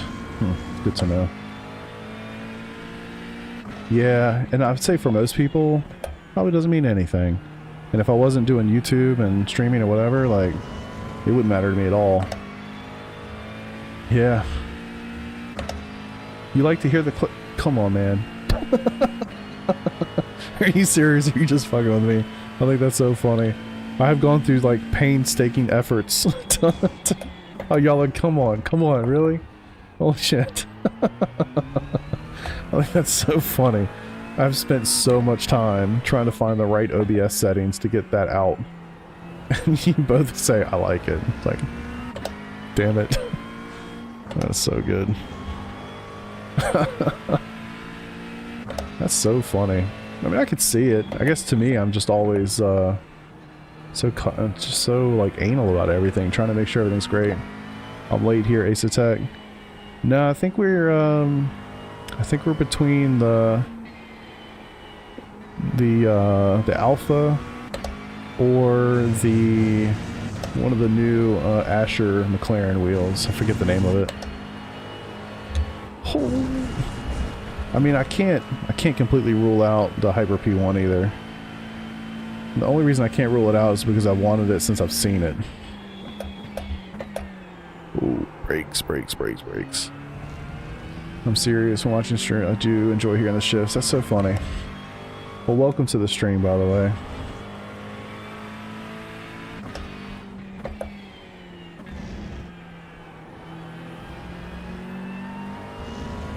Truly don't care, yet every content creator searches to take the sound away. Yeah. Nobody ever cares. It's so funny. Evicted tonight, the wheel. Hell yeah, brother. What's up, Wade? How you doing, man? Yeah. Turn 1 and 2 were killing me the other night.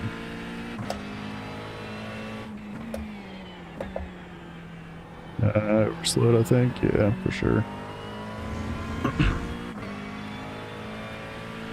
Yeah, I'm basically buying my own Christmas present. So that's kind of where I'm at with the whole wheel thing.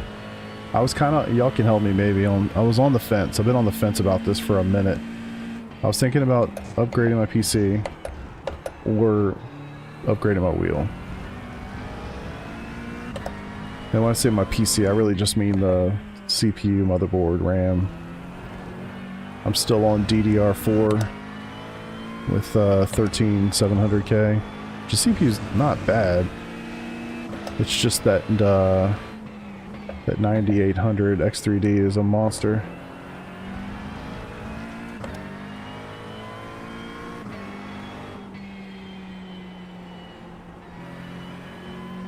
I mean, yeah, need is definitely not the right word for me to use, but I was kind of on the fence. And the reason was, if I...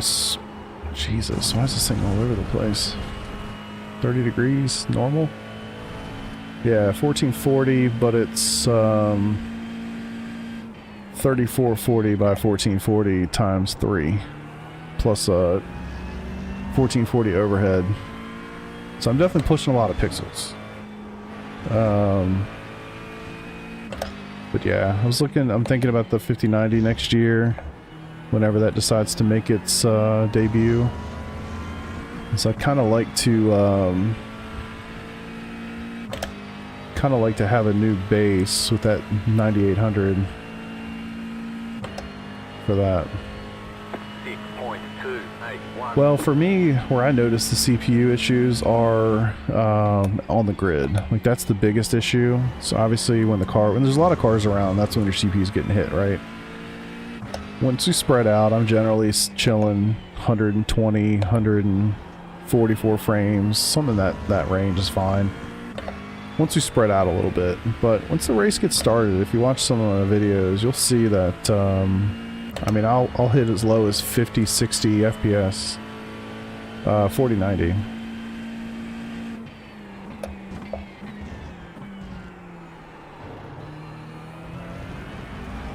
So yeah, I think there would definitely be a nice uptick in the lows on the 9800 X3D for sure. It's just a matter of, like, you know, price to performance, you know what I mean? And I've got my draw like really low, but like maybe like, I think it's not the lowest setting, but it's like the next one, like maybe 20 ahead, 4 behind, something like that. Like, I've got it pretty low, really just for that reason, because I don't need to see 40 cars necessarily.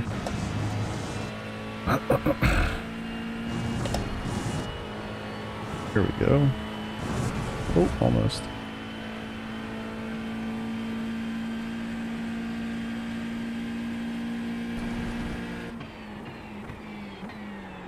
Damn. Brakes are not McLaren brakes right now. 90 FPS instead of 50 to 60. Yeah, that's kind of where I'm at. Like, and I don't think that's a huge deal, and that's why, frankly, I haven't done it. Because, you know, lap 2, the cars are spread out. I'm back to 120 to 140, and that's where I want to live. But those 1% lows are, that's where the Intel stuff falls apart, or falls down for me. It's not falling apart, but where it falls down is those 1% lows, or the early starts of a race, and that's where it's just not quite there.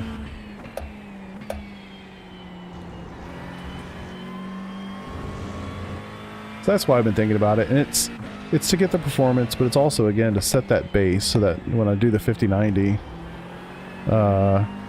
I'm plopping it into kind of the top of the line machine at the time, you know what I mean?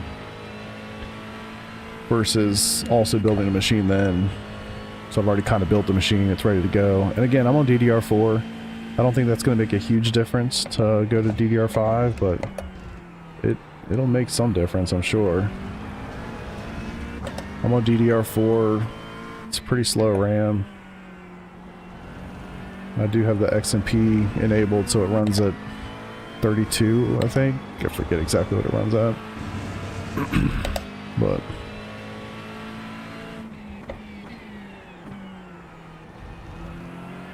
yeah, I've been eyeing all the reviews. And there's a good thread in the hardware forum in iRacing. They've been showing all the benchmarks. I've been keeping an eye on it for sure, and I'll continue to do that. Gotcha, makes sense. Let's say for them. Yeah, I've seen some benchmarks, or benchmarks maybe not the right word, but I've seen some guesstimates of what that 9950 is going to do. That thing looks like a freaking monster. Yeah. Yeah. And the productivity side actually is important for me. I do make YouTube videos, so I do encode a lot. Damn, man. Not sure why I'm sliding off the track.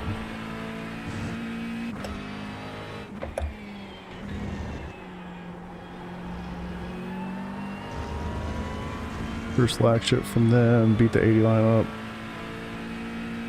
Yeah, yeah. Buddy of mine from work, I was telling him about that I was thinking about the 9800, and he showed me something about the 9950.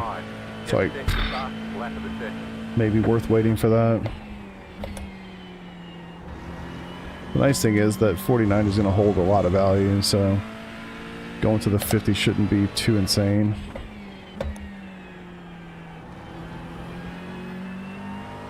My sons will be very happy to collect the rest of my parts if I upgrade.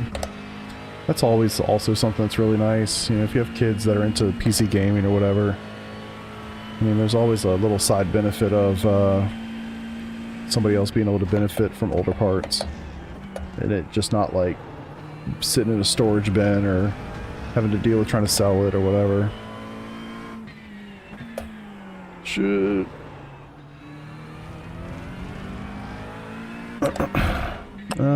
Would be with Intel, you need that extra because you want that particular you want to just downsize 3700 whoops the 90 whoops size gaming.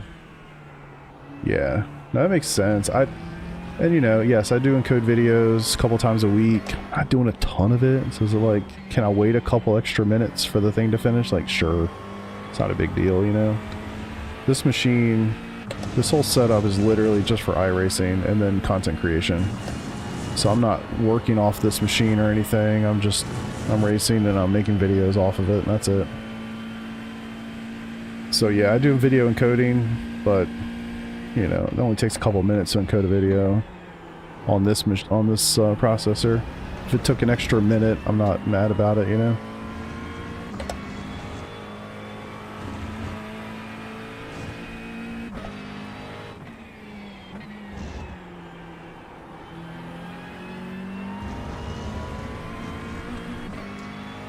That's when I get the best of both if you can, especially getting the 50. Yeah. Yeah, I mean, I'm with you. And I don't know what the price difference is going to be. Maybe like 200 bucks, maybe. Maybe. Mid 600s, something like that for the 9950. How much RAM? I think this machine has 32. Like 200 bucks. Yeah, I think that makes sense. I think this machine has 32, but like I said, it's DDR4. I want to say it's 2666 or something, but it XMP's at 3200. Wattage PSU, I think it's 1,000 because I got it when I got the 4090. And honestly, if I got a AMD CPU, I probably wouldn't need as much wattage. The other thing to think of at the 5090, like everybody said that I saw with the 4090s that they were telling the manufacturers, or they were telling the, I guess the third-party companies that build these GPUs to prepare for much higher wattage than they ended up using or something. So the heat sinks are basically what they're going to be on the 5090s too, most likely. I'm sure I'm stumbling through that while trying to also drive, but hopefully that made sense. Woo. So yeah, I guess what I'm trying to say is I'm not expecting a huge wattage increase from the 5090, from a 4090. I don't think it's going to be that big a deal. And I'd probably save a lot of wattage going from a 13700 to any of the Intel stuff or AMD stuff. Either this track is very greasy or I don't know how to brake anymore.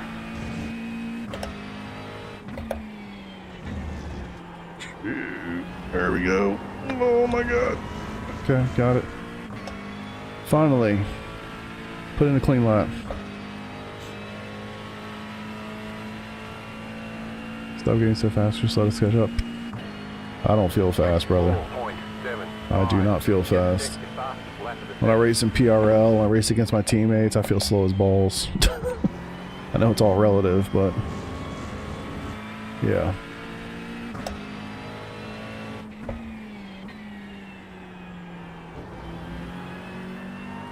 I need to go into telemetry and look at turn 2 there.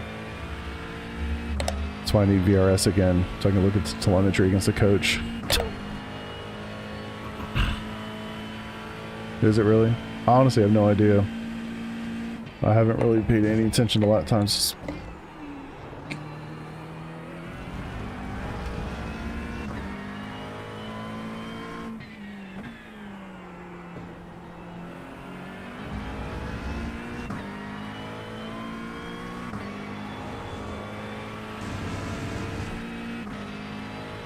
Take it then.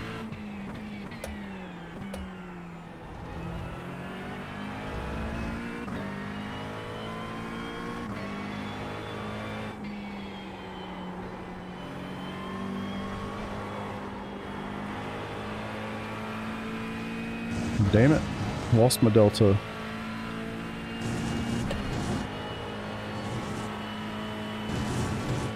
I do like this car, man. Season 13 SRA. What's SRA? SRA.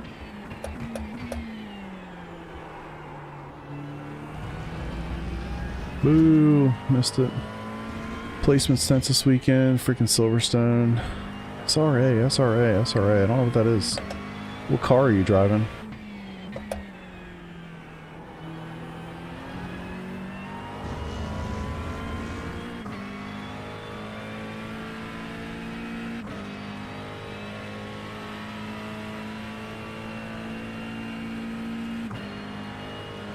Our attempts are getting up there a little bit.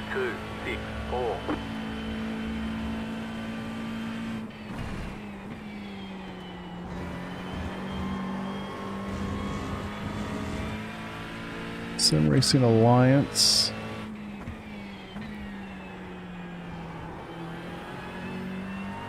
I was up a quarter of a second there and then I lost it. Wants to drive the GTR. So I'm stuck with the GTR. What's the GTR? GTR. Is this iRacing?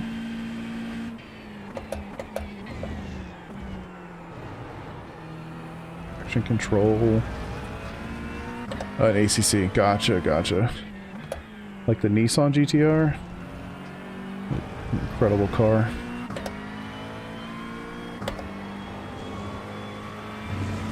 I remember when those came out. Oh. Here in America when they refreshed that whole thing. Such a monster.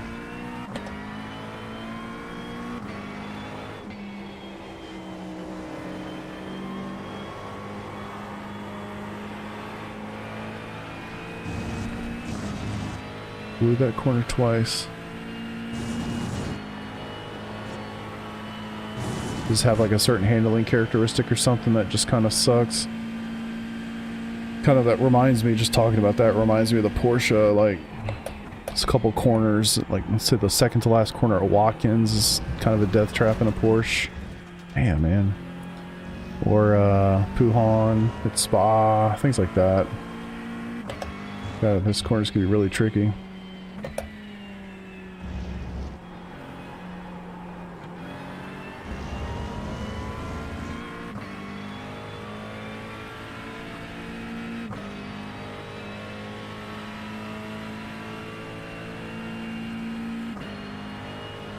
Alright, so we can put one down.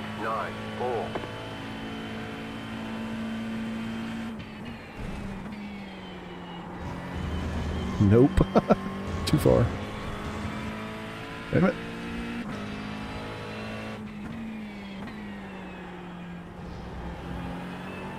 I felt good, but still low. Or still losing time on my Delta. I should probably stop putting in laps and go look at telemetry. But then I gotta open up Garage 61, which I really don't want to do.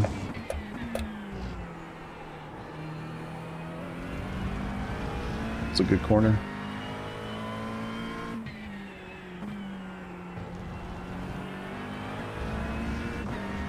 Damn, that was a good corner too. Why did I have to destroy turn one? I'm half a second up. Oh, it's dirty though. Never mind. That makes more sense.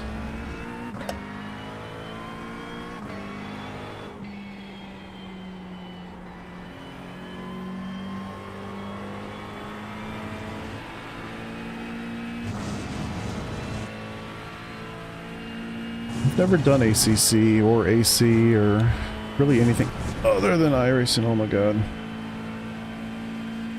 Kind of never really felt the need to, but I really feel like I should. Just to understand what other sims offer, you know?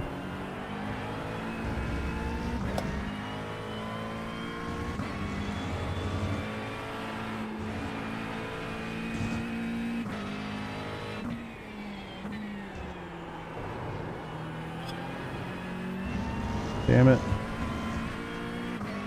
Fortunate. Front left at 94. 4.6. Yeah, it's not real. Cut the track.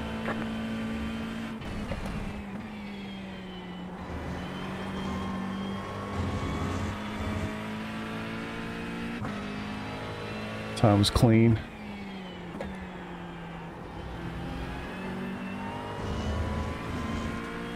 Clean.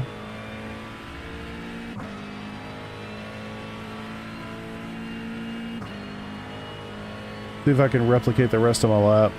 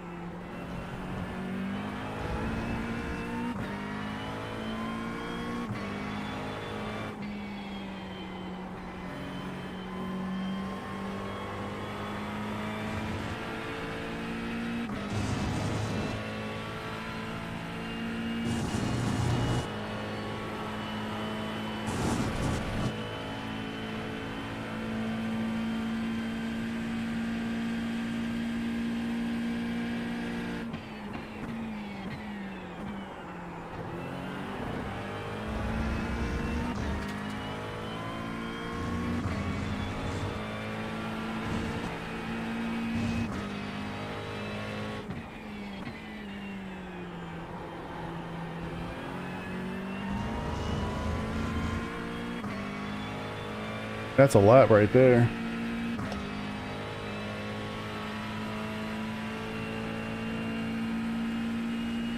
Ooh. Alright, I'll take that. That's as good as I got. Finally felt like I got through turns 1 and 2 really clean. Only on AC now. I'd like to make the jump to iRacing. Need more practice. See time. Grip driving first. Yeah, I mean, I would never think it, honestly. Like, if it's something you want to get into and do, like, just go for it, man. It's, go for it, get after it, get into rookies, have fun with it, enjoy the process. I mean, it's a process, you know. You're gonna, I mean, there's definitely people that like spend thousands of hours in ACC, AC, whatever, and then come over to iRacing and just kind of clicks with them immediately and they're off and they're going. But I feel like I've seen far more stories of people saying like, yeah, I have hundreds of hours in ACC or whatever. I came to iRacing and it doesn't translate at all. I had to like completely just throw my ego out the door and, excuse me, you know, get after it new again, you know? So for that reason, if more people find themselves in that camp, I would say just get it and just go for it. Jump into rookies and have fun. Like, put the time in. Like, start the time now, you know, to kind of get going and get into it. Yeah, that lap felt really good. I don't know that I can do much more than that. Alright, y'all, that was kind of a shorty for me. I really kind of wanted to jump on and mostly chat instead of run laps, to be honest, and glad I was able to do that. Y'all helped me a lot with trying to pick a wheel. Still not 100%, but I'm down to at least 3. I guess that's kind of where we're living at the moment. I think we're down to 3. So, I do plan to come back tonight. It's 5 o'clock for me. After dinner, after all that stuff settles down, come back, do some official races. I really want to race here, Sebring, and kind of get after it tonight. So, appreciate y'all for coming, hanging, chatting, as always. And I'll be back later tonight, hopefully for some officials. You side on the wheel. Need to do an unboxing video on the stream. Yeah, maybe. Never felt like I'd do those very well, you know. Normally stick to the racing, but it's when new equipment day, kind of feel like you have to do stuff like that, you know. But yeah, thank y'all for hanging. If you're around tonight, I'll see you tonight. If not, I'll see you another day. Peace out.